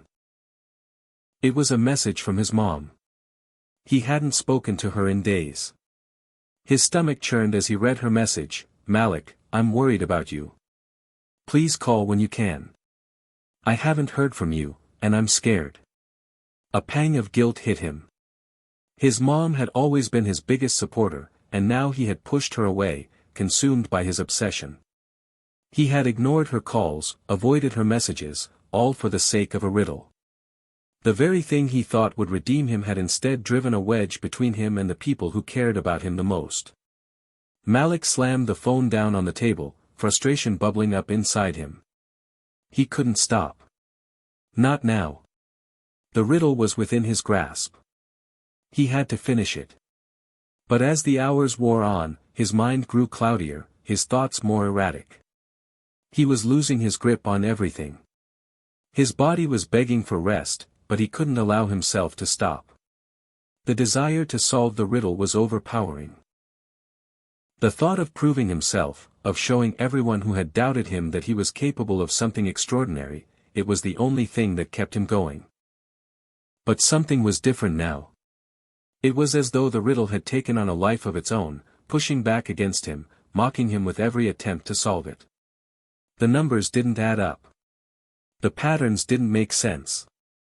Every time he thought he had a breakthrough, the solution slipped through his fingers like sand. He sat down at his desk, staring at the chalkboard that was covered in formulas and equations. He had drawn a massive web of calculations, all leading to the same dead end. The frustration was palpable, an almost physical weight pressing down on his chest. He needed a break. But every time he thought about walking away, a voice inside his head told him that he couldn't. He wasn't allowed to quit. He couldn't afford to. Malik slammed his fist on the desk, the force of the blow rattling the wooden surface. The sound of it seemed to echo in his ears, bouncing off the walls, reminding him of his failure. He was getting nowhere.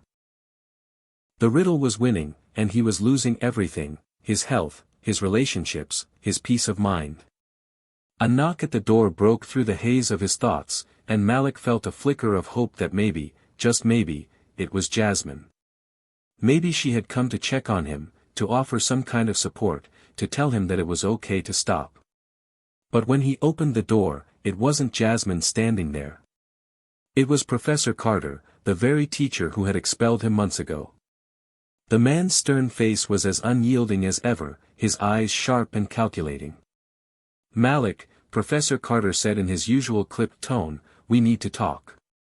Malik stood there for a moment, frozen, unsure of what to say. He hadn't expected this. The last time he had seen Professor Carter, it was in the aftermath of his expulsion, an event that had shattered everything Malik had worked for. The teacher had always been a constant source of frustration, a symbol of the system that had rejected him, and now, here he was, standing in his doorway like nothing had changed. I don't have time," Malik stammered, his voice rough with exhaustion. "I'm busy." Professor Carter's gaze softened just a fraction. "I know you're busy, Malik. But this is important." Malik didn't want to let him in. He didn't want to deal with the man who had cast him out, the man who had labeled him a failure. But something in the professor's voice made Malik pause. He stepped aside reluctantly, allowing Carter to enter. They sat down at the desk, and Professor Carter surveyed the chaos of equations sprawled across the room. Malik felt a twinge of embarrassment, but he pushed it aside. This wasn't about the mess. This was about the riddle. This was about proving himself. What is this? Carter asked, pointing at the chalkboard. Malik hesitated for a moment, then leaned forward. It's a riddle. A mathematical riddle. A puzzle that's been unsolved for over 40 years. I'm trying to solve it. Professor Carter didn't respond immediately. He simply studied the equations, his brow furrowing as he processed the complexity of the problem. Finally, he looked up at Malik. You're killing yourself over this, he said bluntly. This riddle, this obsession, it's ruining you. Malik flinched, the words hitting him harder than he expected. He had heard similar sentiments before, but hearing them from Carter, of all people, made them sting in a way he hadn't anticipated. I can do this, Malik said, his voice shaky. I can finish it.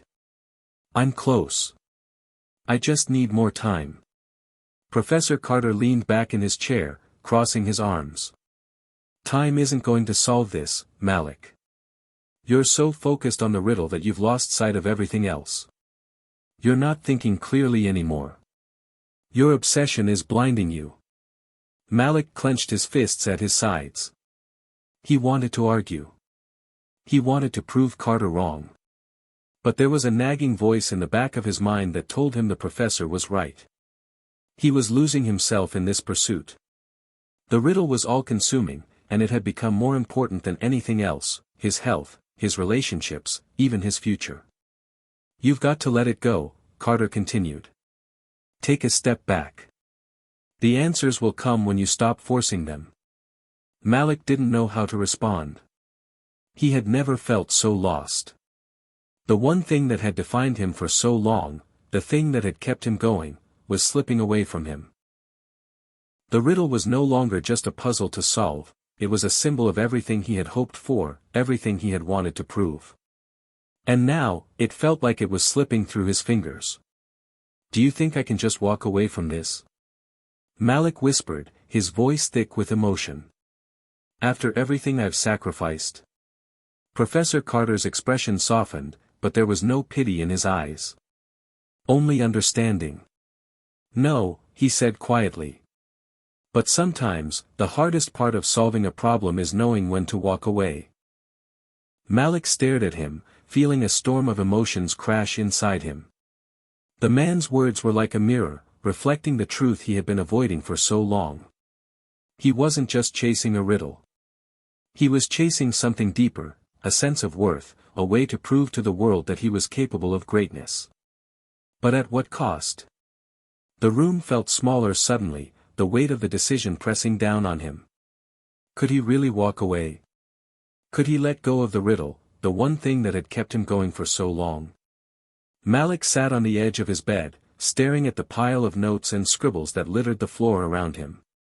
It had become an overwhelming mess, papers everywhere, equations intersecting like chaotic vines that refused to be tamed. The riddle was still there, lurking in the back of his mind, pushing him to keep going, to keep searching for the elusive solution. But today felt different. He wasn't sure why, but he couldn't shake the feeling that the end was approaching, though he wasn't sure if it was the end he had hoped for. He rubbed his temples, trying to stave off the headache that had been building for days. His hands trembled slightly as they reached for his phone, but as soon as his eyes met the screen, a wave of dread washed over him. It was a message from his mom. The tone was short, but it had a sting to it. I'm coming over to talk. This can't go on. Malik froze. He hadn't told her about the riddle, about how consumed he had become, how he had pushed everything, and everyone, aside for the sake of solving this mathematical puzzle. She had no idea how bad it had gotten. He could only imagine what she must be feeling, concerned, maybe even angry at the way he had been shutting her out. He stared at the message, his heart sinking. How could he explain this to her? How could he explain why he had thrown himself so completely into this obsession, even at the expense of his relationships, his health, and his future? But before he could even form a response, his phone buzzed again, this time with a call. It was Jasmine. Malik's breath hitched. He hadn't spoken to her in days, ever since their heated conversation. He didn't want to pick up, he wasn't sure if he could face her. But something deep down urged him to answer. Jasmine, his voice was soft, tentative, like he wasn't sure if she would still want to hear from him. Malik, she said, her voice steady but carrying an undercurrent of concern. We need to talk. I know, Malik whispered. I've been thinking about everything. About us. About everything. You've been avoiding me, Jasmine said, her words edged with hurt. I haven't heard from you in days, Malik. I don't know what's going on with you, but I can't keep doing this. I can't keep being shut out. Malik swallowed hard. It's not you. It's everything else. The riddle. I've been consumed by it. I didn't realize how much I've been pushing people away until it was too late. A long silence stretched between them. Malik could almost hear the conflict in her voice as she searched for the right words. Malik, this isn't just about the riddle, is it? She asked softly. It's about you feeling like you're not enough. Like you need to prove something. But you don't need this riddle to prove your worth. You've already shown who you are.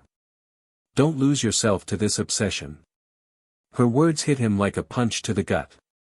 He had tried to bury his self-doubt, his fear of failure, beneath the layers of numbers and formulas, but Jasmine had seen right through him. She always did. I don't know what to do anymore, Malik admitted, his voice breaking. I'm stuck, Jasmine. The riddle, it's all I've got. It's the only thing that feels real right now. But it's destroying you, she said gently. You're hurting yourself, Malik. And I can't stand to watch it. There was another long pause before Malik finally spoke. I don't know how to stop. I know, Jasmine said quietly. But you need to try. For you. Not for anyone else. Not for a riddle. Just for you. Her words hung in the air, and Malik felt a lump form in his throat. He wasn't sure if he could let go. He wasn't sure if he could walk away from something that had become the center of his world. But deep down, he knew Jasmine was right. His obsession had already taken so much from him. He had already lost so much. I don't want to lose you too, he whispered.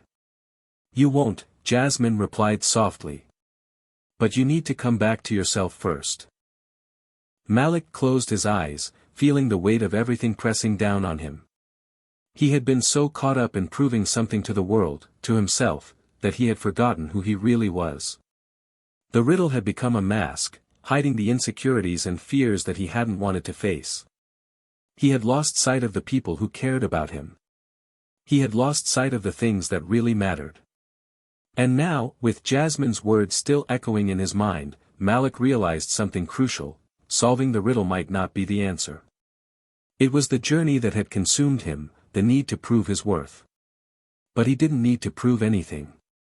He was already worthy. The phone call ended, and Malik sat in silence, the weight of the moment sinking in. But before he could fully process it, there was another knock at the door. His heart skipped a beat. He knew who it was before he even stood up.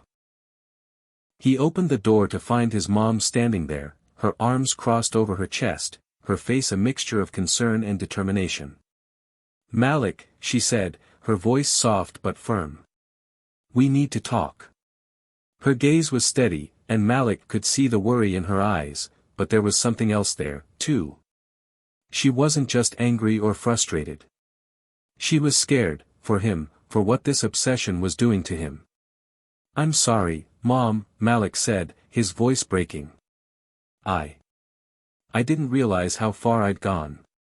His mother stepped forward and pulled him into a hug, holding him tightly as if trying to steady him. You don't have to apologize. I just want you to come back to us. To come back to yourself. For the first time in a long while, Malik felt something shift inside him. He had been running so hard, trying to outrun the fears that haunted him, trying to solve the riddle so that he could prove he was enough. But in the process, he had been losing everything that truly mattered. It wasn't too late to stop. It wasn't too late to find his way back. He just needed to take a step forward and leave the riddle behind. As he pulled away from his mom's embrace, Malik looked at her, a small but genuine smile tugging at his lips. "I'll try," he said, his voice steadier than it had been in days. "I'll try to figure out who I really am without all of this." And for the first time in a long time, Malik felt the weight in his chest lift, if only slightly. The road ahead would be difficult, but for the first time, he was willing to face it. Not for the riddle, not for anyone else, but for himself. Malik sat quietly in his room the next morning, a soft light filtering in through the window.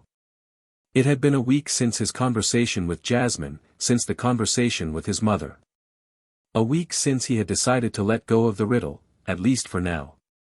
The weight of that decision had been heavier than he had anticipated, and yet, he felt a flicker of something he hadn't felt in months: peace. He wasn't quite sure what it meant, this peace. It wasn't the same as when he was fully consumed by the riddle. There was no rush of excitement or the overwhelming sense of purpose that came with cracking codes and solving equations. But there was a calmness. A gentle stillness. And it felt different. For the first time in a long time, Malik found himself questioning whether the riddle was truly the thing he had been searching for all along. As the days went by, Malik began to reclaim the parts of his life he had neglected. He reached out to his friends, texting Lyle first. Lyle had been quiet since the fallout with Mr. Simmons. Malik wasn't sure if they could pick up where they left off, but he had to try. "Hey, Lyle. How've you been? Been thinking about you." The response came after only a few minutes: "I'm good. I've been reading up on some new programming languages." "You?" Malik smiled at the screen. It wasn't much, but it was a start. He hadn't realized how much he missed their conversations, those moments of camaraderie, of shared passion. They had both been obsessed with different things, but their energy had always been in sync. Malik wondered if he could find his way back to that balance. He replied, "Still here. Not giving up, just taking a breather. Want to catch up this weekend?" The reply came almost immediately: "You're on Saturday at noon, my place." A wave of relief washed over him. Things weren't perfect, but they didn't have to be. Malik had learned something crucial these past few days: it wasn't about doing everything perfectly or achieving some grand goal. It was about living fully in the moments that mattered, his friends, his family, and the things that made him happy. On Saturday, Malik found himself in Lyle's cluttered basement, surrounded by old textbooks and wires scattered across the floor. Lyle's passion for technology had always been contagious, and Malik was grateful to be back in this space again. There was something grounding about it. Something real. "How's everything been?" Malik asked, pulling up a chair next to Lyle's desk. It was a little awkward at first, but soon enough, they were deep in conversation, picking up where they had left off. "I got into a new coding project," Lyle said, grinning. "Trying to build a little game. You know, the usual." He raised his eyebrows, as if daring Malik to challenge him. "Lyle," Malik said, shaking his head in mock disbelief. "How many projects do you have going on at once? You've got to be juggling, like, 10 of them." Lyle shrugged, unashamed. "You should try it sometime. It helps distract me from, everything else. Like, life." Malik laughed, appreciating Lyle's casual attitude. It reminded him of the old days, when the pressure of school, of expectations, hadn't been so heavy. He missed that feeling of possibility, of playing around with ideas just for the sake of it. "How's your family?" Malik asked, leaning back in his chair. He didn't know why he'd never asked before, but it felt right to ask now. Lyle's face softened, a hint of sadness flickering in his eyes. "They're all right. My dad's been a little distant lately. Ever since the company hit some hard times, he's been stressed. I think it's been hard for him to talk about it. Malik nodded. He could relate. It wasn't just about his own struggles, everyone had their burdens, their own quiet battles they fought behind closed doors. But there was something reassuring about being able to talk to someone, to share the weight of those silent struggles. You know, Malik said thoughtfully, sometimes it's easier to just focus on something else, like a project. But maybe that's not always the best way to cope. Lyle looked at him, considering his words. Yeah, I guess. You've been thinking about that a lot lately, huh? Malik nodded. Yeah. It's like I've been running from everything, my mom, my friends, even myself. I thought that solving that riddle was going to fix everything. But it didn't. And now, I'm trying to figure out how to fix me. There was a long pause before Lyle spoke again, his voice quieter this time. You know, Malik, I don't think anyone has it all figured out. I mean, I sure don't. But I think we're all just trying to find balance. Trying to figure out what's worth investing in and what's not. Malik thought about that. Balance. He hadn't thought about it in those terms before. He had always been so focused on excelling, on proving himself, on achieving greatness, that he'd forgotten about the importance of balance. Of taking the time to just live and breathe without constantly pushing towards some far-off goal. Maybe that's the key, Malik said, the thought dawning on him. Maybe balance is what I've been missing. Later that day, Malik went home feeling lighter than he had in weeks. Lyle had been right. Balance didn't mean giving up on his dreams or ambitions, it just meant remembering to be present in the here and now, to appreciate the small victories and the moments with people who mattered. It wasn't all about the riddle. It wasn't all about the pressure to succeed. That night, as Malik lay in bed, he thought about his mom's words from a few days ago. Come back to yourself, Malik. He had taken her advice to heart. He wasn't going to let the obsession with the riddle define him anymore. There were other things to focus on, other dreams, other ways to grow. He still loved mathematics. He still wanted to challenge himself. But now, it was about finding the right space to do that without losing the people he loved. Without losing himself. As Malik drifted off to sleep, he realized something important, he didn't have to have everything figured out right now. It was okay to take things one day at a time. And in the quiet of the night, he made a promise to himself, he was going to try to balance his ambitions with his life. He was going to live fully, with all its messiness and uncertainty, and trust that the pieces would fall into place. Malik's phone buzzed on his desk, the sound breaking through the stillness of his room. It had been a quiet afternoon, one of those rare moments when everything felt right. He had spent the morning working through a complex math problem, but not with the frantic energy that used to consume him. This time, it was different, he was calm, patient, and more importantly, he wasn't letting it rule his life. His friends were around more often, he was hanging out with his mom again, and he was getting a little more sleep. Life was, in a way, returning to normal. But the buzz of the phone reminded him of something that still held his attention. The riddle. The one that had haunted him for so long. The notification on his screen read, "Check this out, 40-year-old math riddle solved." Malik's heart skipped a beat. He knew exactly what it was. It had been nearly a year since he'd last even considered the riddle, but the curiosity never fully went away. It lingered in the back of his mind, often cropping up in quiet moments. The mathematical riddle that had baffled scholars and mathematicians for decades. The problem that had been part of his identity, his obsession. Was it possible? Could someone else have figured it out? Or was it just another false claim, like the many before it? He clicked on the link. A video popped up featuring a well-dressed man standing in front of a chalkboard, the words "solved." 40-year-old math riddle, written across the top. Malik's pulse quickened.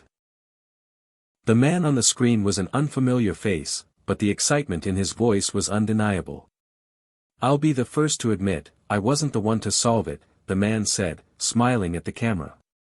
But after years of failed attempts, I came across a breakthrough from someone who has been working in secrecy for the last year. The man went on to explain the breakthrough, revealing complex equations and patterns that Malik had seen before. He watched, transfixed, as the man described how the solution had come together, until the punchline, the riddle had been solved, and the answer was more brilliant than anyone had imagined. It was a breakthrough in mathematics that promised to reshape an entire field. Malik's mind raced. The riddle wasn't just a problem anymore, it was a key. A key to something greater, something that had the potential to change everything. He hadn't expected this, not now, not when he was starting to move on. He had promised himself he wouldn't get sucked back in. Yet here it was. The riddle. The answer. It felt like the world had handed him the very thing he'd spent countless hours chasing. All those late nights, all those struggles, and here it was, right in front of him. The video ended, and Malik sat there, staring at the screen. He couldn't move. His thoughts were all tangled up in the rush of excitement, the familiar obsession creeping in. His hands hovered over the keyboard. He had the chance to go further into the riddle, to dig deeper.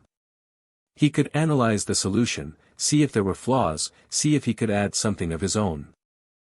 But then, the stillness in the room reminded him of what he'd been trying to do. He remembered the promise he made to himself. He had been searching for balance. He had been reclaiming his life. He had made progress, real progress. And now, this. Was he willing to give up everything again? Was he willing to lose himself in the pursuit of an answer he might never truly need? His phone buzzed again, this time with a message from Jasmine. Hey, Malik, you still up for dinner tonight? Mom's making spaghetti, and she wanted to see you. Smiling face with smiling eyes. For a moment, Malik hesitated. Dinner with Jasmine, with his mom. A chance to reconnect, to experience something real. He could feel it, the pull of the riddle on one side, and the warmth of his life on the other. Could he keep the riddle in the background and still move forward? Or would he let it dominate him once again? Malik stood up, pacing across the room. His heart was torn. The riddle had been a part of him for so long, it felt unnatural to let it go completely. But he wasn't the same person he was when he first started. He had grown, in ways that weren't about solving problems but about understanding people, about appreciating the moments that mattered.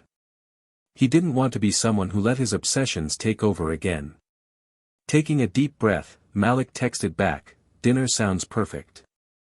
I'll be there." He put the phone down, and for the first time in weeks, he felt a sense of clarity. The riddle would always be there, but it didn't have to be his everything. He didn't have to solve it to be somebody. He didn't need the validation of answering a problem that the world had spent so much time trying to crack. The balance, Malik realized, wasn't about eliminating the riddle from his life. It was about making room for everything else that mattered, too. Dinner with Jasmine and her mom was exactly what Malik needed. They laughed, they shared stories, and for the first time in ages, Malik felt a sense of calm.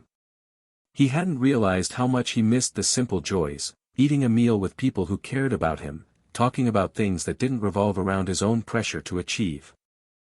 Jasmine's mom was as warm and inviting as ever, and she made Malik feel like family. As they all sat around the table, eating the delicious spaghetti and talking about their week, Malik realized that this connection, this sense of belonging, was what he had been seeking all along. It wasn't about solving the riddle. It was about solving his own place in the world. Later that night, when he returned home, Malik found himself sitting at his desk again. His phone sat beside him, still buzzing with notifications. The riddle's pull was still there, but he no longer felt its grip on him. He could feel the tension ease in his shoulders, a sign that he was learning how to balance his life.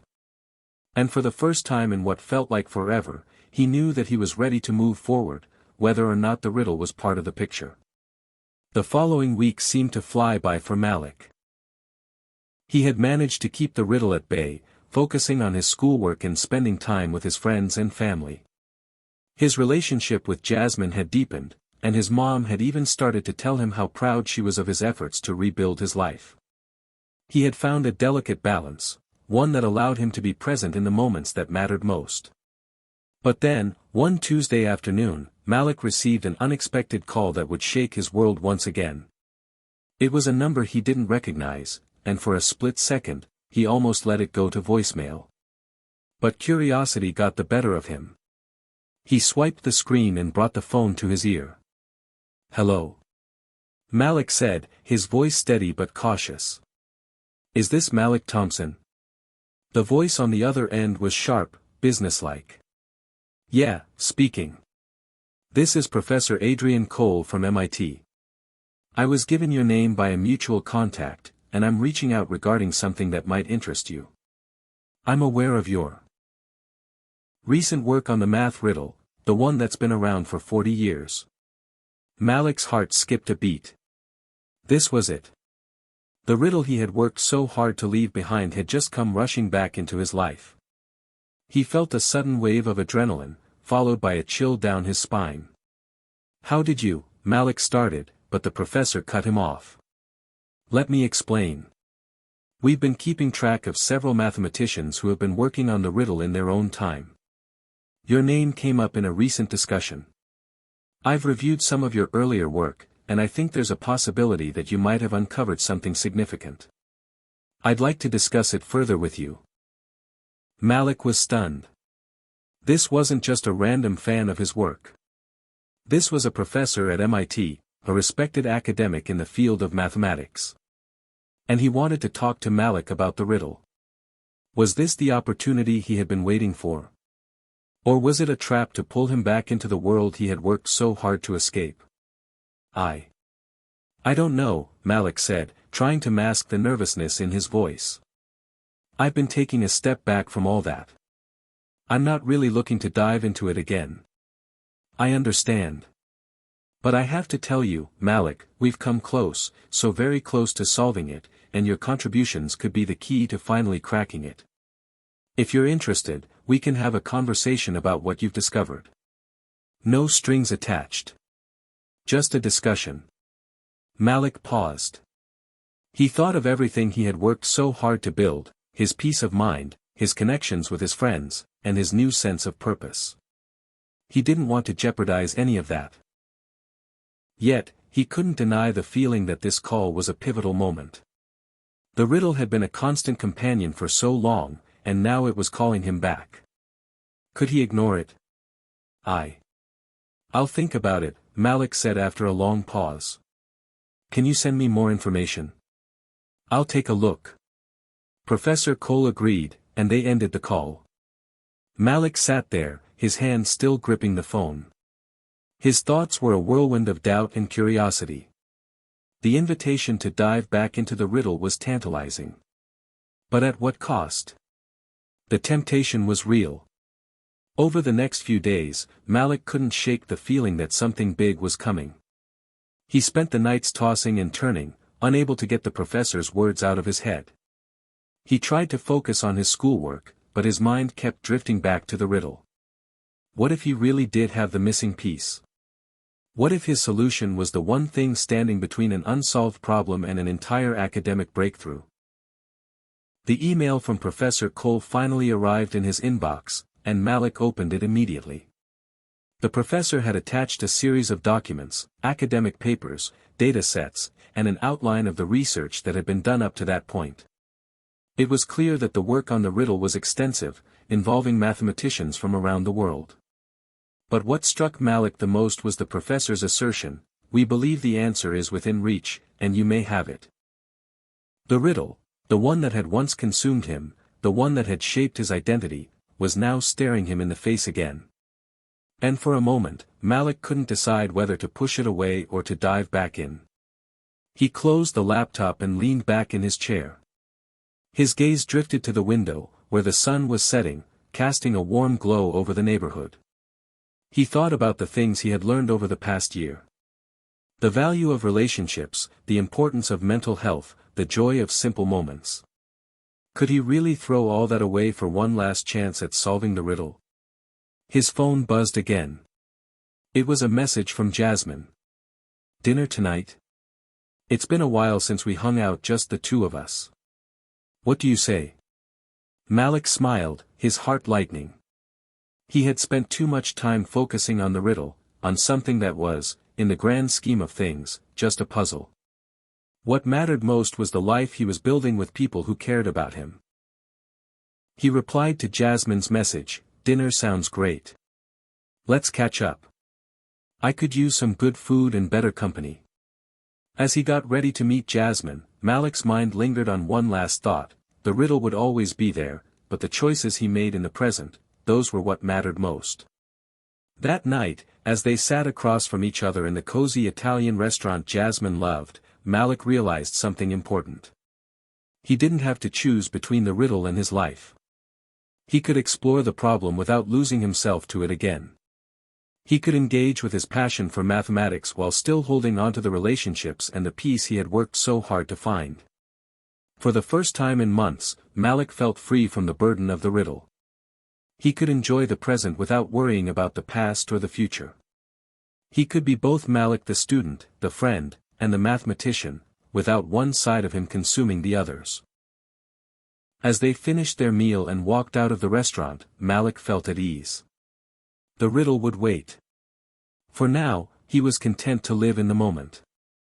And that, he realized, was enough. Malik's life had felt balanced again, but the nagging thought lingered. The riddle, the impossible math riddle that had shaped the trajectory of his life, had returned to haunt him. It wasn't just the professor's email that had triggered the pull, it was the deep, burning curiosity that had been buried inside him. It wasn't just about solving the riddle anymore, it was about proving to himself that he could finish what he started. That Saturday morning, Malik sat at his desk, the laptop in front of him. The coffee beside him was cold, forgotten, as he stared at the open file containing the research materials Professor Cole had sent. His mind raced, running through the complex equations, the hypotheses, and the theories. The riddle wasn't just an academic puzzle anymore, it was a challenge that had become a part of him. He scrolled through the pages of the document, trying to make sense of the advanced concepts. The riddle had baffled some of the greatest minds in mathematics for 40 years. And yet, somewhere in these pages, there had to be a clue that could bridge the gap, a key to unlocking the solution. But with each paragraph he read, Malik's doubts grew. It all seemed so, beyond him. The equations were intricate, the terminology foreign, and the pressure mounting. Could he really solve this after all this time? Had he lost his touch? Was he still the same person who had defied expectations before? The person who challenged authority, questioned the impossible, and believed in the power of his own mind? The quiet buzz of his phone interrupted his thoughts. It was a message from Jasmine. "Are you okay? You've been quiet all morning. Anything on your mind?" Malik stared at the message for a moment, hesitating. He wasn't ready to admit to Jasmine what he was grappling with. He didn't want to drag her into the world of numbers and unsolved equations. He wanted to keep the peace they had created, the sanctuary they had built together. He typed back quickly, hoping to push his thoughts aside for a while. "Just thinking through some stuff. I'll be fine. Let's meet up later, okay?" A few seconds later, Jasmine responded with a simple, "Of course. Let me know when you're free." Malik set his phone down and exhaled. He had made his decision, even if it was still unclear. He couldn't keep running away from the riddle. Not now. But he had a choice. He could take the plunge, dive back into the world of mathematics and risk losing himself to it once again, or he could walk away for good. The latter felt tempting, but deep down, he knew it wouldn't bring him peace. The riddle had been a part of him for so long that to ignore it now would be a betrayal of the person he had been. He returned to the screen, reading the document again. This time, instead of feeling overwhelmed, Malik allowed himself to be drawn into the challenge. He focused on the patterns, the hints, the subtle connections between the equations. He was no longer just a student trying to find answers. He was a mathematician searching for truth. Suddenly, a thought sparked. A possibility that had eluded him before. It was like a light bulb flickering on in his mind. He scribbled down a few equations on a notepad beside him, racing to follow the trail of thought. His hands moved quickly as the pieces began to fall into place.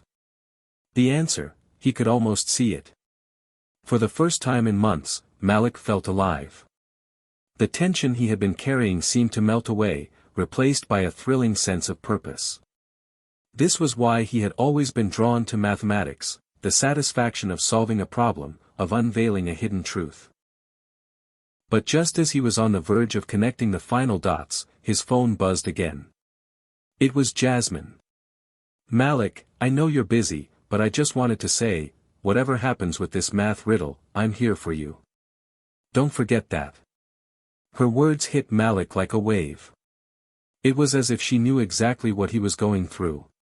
She was right, of course. He couldn't allow himself to get consumed by the riddle. It wasn't worth sacrificing the connections and happiness he had found in his life. But that didn't mean he had to stop chasing the solution either. He closed the laptop for a moment and took a deep breath. Jasmine's message had been a reminder. Whatever path he chose, he couldn't forget what mattered most, the people he loved, the life he was building.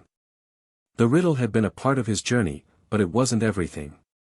Malik texted her back, "Thanks, Jasmine. I really appreciate you. Let's talk later today. I promise."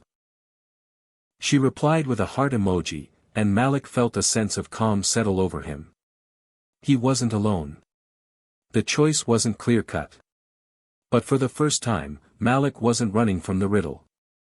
He was going to face it head-on, on his own terms. He didn't need to solve it for anyone but himself. Later that day, Malik met Jasmine at a park near his house. The sun was beginning to set, casting a warm glow over the picnic tables and the paths lined with trees. Jasmine had picked up a couple of sandwiches, and they sat down on a bench, eating in comfortable silence. "So, what's been going on with you?" Jasmine asked after a few moments. "You've been acting a little distant lately." Malik hesitated before answering, looking out over the park. "I've been working through some things," he said. "Trying to figure out where I want to go from here. And, well, there's something I've been avoiding for a while." Jasmine raised an eyebrow. "What's that?" "The riddle," Malik said quietly. "I've been thinking about it a lot lately. I think I might be ready to tackle it again." Jasmine's expression softened, and she reached out, squeezing his hand. "Malik, you've been through a lot already. I don't want you to get lost in it again. You've come so far." "I know," he said, meeting her gaze. "But I can't ignore it anymore. I have to see this through. I'm not going to let it take over my life again, but I have to at least try." She nodded, her eyes filled with understanding. "I'm with you, Malik. Whatever happens, you've got this." In that moment, Malik knew he had made the right decision. He wasn't diving back into the riddle out of obsession or desperation. He was doing it because he had grown stronger, more grounded. This time, he would be in control. He was ready for the challenge. The weeks that followed felt like an emotional roller coaster. Malik's decision to return to the riddle was not easy, but it was a choice that gave him a sense of purpose.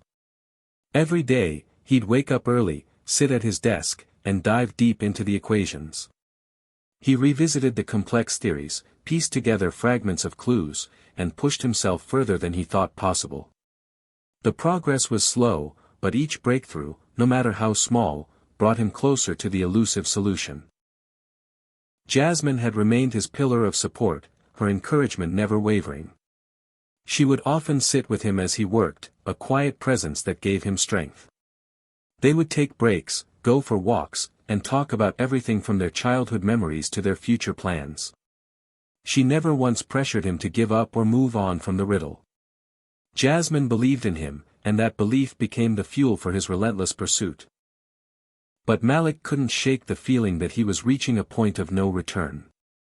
The riddle, once a source of fascination and intellectual curiosity, had begun to consume him. There were moments when he would lie awake at night, his mind racing with numbers and variables, unable to turn it off. He wondered if this was the same obsession that had caused his expulsion from school years ago, the same drive that had once led him to defy authority and question everything in sight. Could he allow himself to fall back into that same dangerous pattern? One evening, as Malik was sitting alone in his room, surrounded by scribbled notes and open books, his phone buzzed. It was a message from Professor Cole, the man who had first sent him the riddle all those months ago. "Malik, I hope this message finds you well. I've been following your progress with great interest. It's not often I encounter someone with such dedication. If you feel ready, I'd like to have a conversation about your findings. Let me know when you're available." Malik stared at the message for a long time. His heart skipped a beat. Was this it? Was he about to have the conversation that could bring everything to a head? Could he actually be on the verge of solving the riddle that had eluded mathematicians for decades? Without thinking, he typed back quickly. "I'm ready. I'll make time to talk. Thank you for the opportunity." The weight of the moment pressed down on him. He wasn't sure if he was ready to face the man who had given him this impossible task. But one thing was clear, he had come too far to back down now. The following day, they set up a video call. Professor Cole's face appeared on the screen, his usual calm and composed demeanor giving Malik a sense of stability. "Malik," the professor said, his voice warm, "it's good to see you. I've been keeping an eye on your work, and I must say, I'm impressed. You've made significant progress. Tell me, what have you discovered?" Malik leaned forward, trying to steady his nerves. He had rehearsed this moment 1,000 times in his head, but now that it was happening, the words seemed to fall short.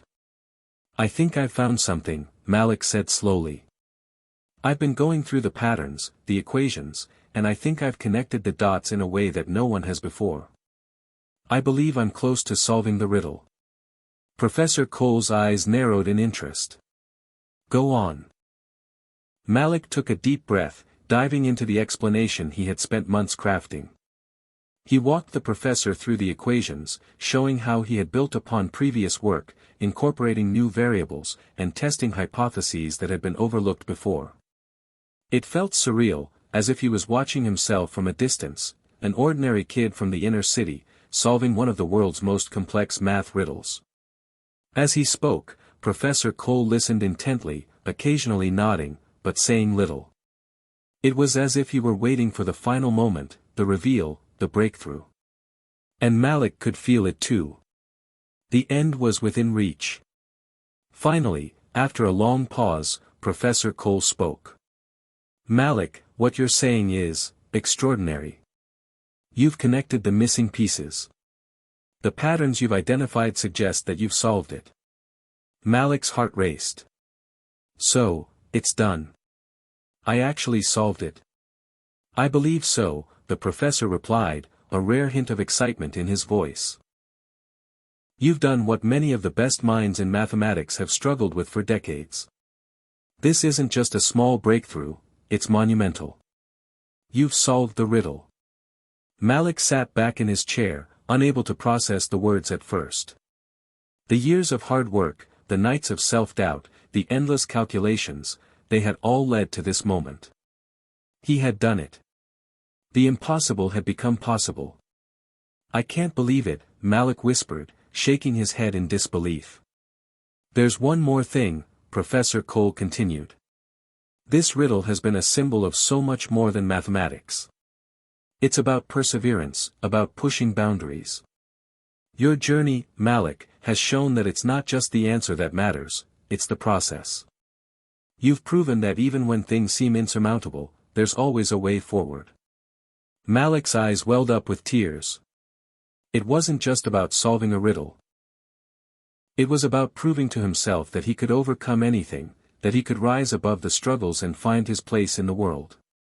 "Thank you," Malik said, his voice thick with emotion. Thank you for believing in me. Professor Cole smiled. You didn't need me to believe in you. You always had the power to solve this. Now go and share your findings with the world. You've earned it. After the call ended, Malik sat in silence for a long time, letting the weight of the moment sink in.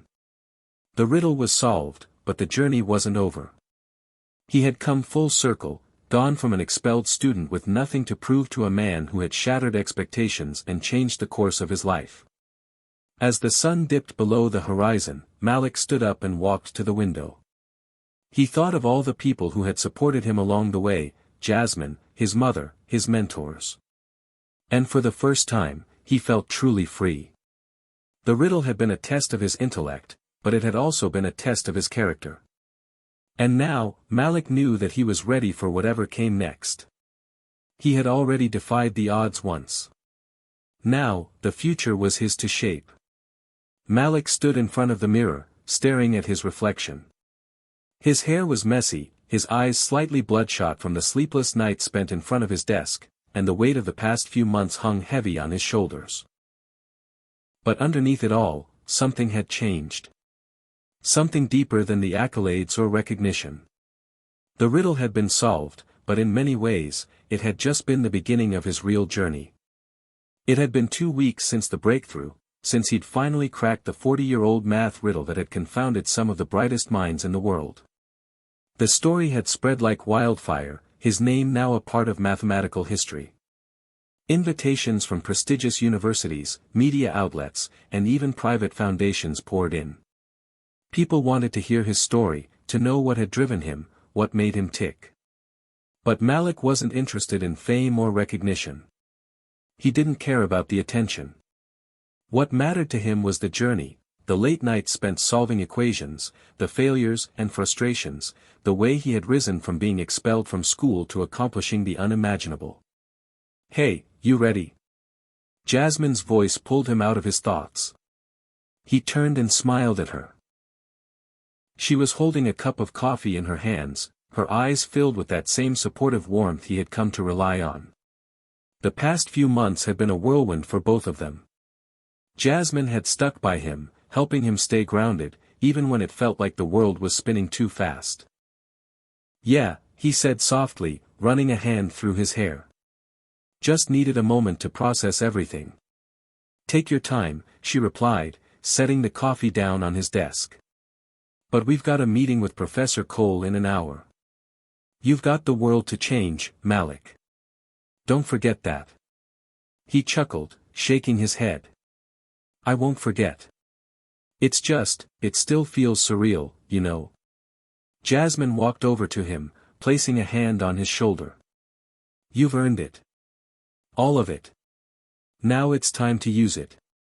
Malik nodded, feeling a surge of gratitude toward her. They had been through so much together, from the moment he'd first been expelled, to the countless hours spent poring over numbers, and now, the dawn of a new chapter. It was all about to unfold before him, and it wasn't just about the riddle anymore. He had learned something far more important during this journey, the power of resilience, the importance of trust, and the beauty of discovering one's true potential. The riddle had been a test, yes, but it had also been a mirror. And what he saw in that mirror was someone who had not only overcome the odds but had become stronger because of it. As the morning sun streamed through the window, Malik felt ready. The calls from universities and media outlets were exciting, but the real work, his true calling, was waiting for him. Professor Cole had invited Malik to meet him at his office in the university, where they would discuss the next steps. Malik was nervous, but at the same time, there was an undeniable sense of peace inside him. He wasn't just going to meet the professor for the sake of discussing the riddle. No, this was more than that. This was a conversation about the future, about what he could do with the knowledge and attention he had gained. When they arrived at the university, Professor Cole was waiting in his office. His usual calm demeanor was present, but there was a sparkle in his eyes, a kind of pride Malik hadn't seen before. Malik, it's good to see you, Professor Cole said, offering a handshake. Malik shook his hand, feeling a rush of gratitude. Thank you for everything, Professor. This whole journey. I couldn't have done it without your guidance. Professor Cole waved off the compliment. You did the hard work, Malik. You proved to the world, and to yourself, that you have what it takes. But now, let's talk about what's next. Malik took a seat across from him. I've been thinking a lot about that. There's so much opportunity ahead of me, but I want to make sure I'm choosing the right path. Professor Cole nodded. It's easy to get caught up in the accolades and fame. But don't let that distract you. You've got a gift, Malik, and it's one that can change lives. You don't need to prove anything to anyone. Your work speaks for itself. Malik took a deep breath, feeling the weight of the decision ahead of him. He had been approached by several prestigious universities offering full scholarships, and some had even suggested he could join their faculty as a young professor. It was tempting. But he realized, as Professor Cole spoke, that he wasn't looking for a title. He was looking for purpose. I've been thinking, Malik began, about the people who have always been there for me, the ones who believed in me when no one else did. I want to go back to my community. I want to work with kids like me, kids who have potential but just need someone to believe in them. I want to teach, not just math, but resilience. I want to help them see that they don't have to be defined by their circumstances. Professor Cole smiled, a genuine warmth filling his eyes. I think that's an excellent choice, Malik. You've seen firsthand the power of education, the way it can transform lives. And you know better than anyone what it feels like to be underestimated. You can make a difference, more than you ever thought possible. Malik's heart swelled with emotion. He had been given the chance to prove himself in the world of academia, but his true purpose had always been to give back, to share his knowledge and inspire others. He wasn't just going to be a mathematician or a professor. He was going to be a mentor, a guide to those who needed it most. As Malik and Jasmine walked out of the university building later that day, a sense of calm washed over him. He knew what he had to do. It wasn't about fame or prestige. It was about finding meaning in his work and making an impact on the world around him. He was no longer that angry teenager, struggling to find his place. He had discovered his purpose, and with it, he would help others discover theirs. I think I know what I want to do, Malik said, looking over at Jasmine. She smiled. I think I already know. He chuckled. I'm going back to my community. I'm going to teach. I'm going to help kids who feel like they don't belong, who think they can't achieve great things. I'm going to show them what's possible. Jasmine squeezed his hand. I'm proud of you, Malik. You've come so far. Malik nodded, his heart full. This is just the beginning. I've learned so much, but now I want to pass it on. And so, the journey continued, not as a quest for a riddle to be solved, but as a mission to change lives. Malik knew that the road ahead would still be challenging, that there would be setbacks, but he was ready for it. He had everything he needed to succeed: hope, resilience, and the unwavering belief that anything was possible. With Jasmine by his side and his community waiting for him, Malik was ready to build the future he had always dreamed of. The riddle was solved, but the real story had just begun. Hit subscribe and leave a comment with where you're watching from. This story might just spark a new beginning. What's one thing that always pushes you forward, even when things get tough?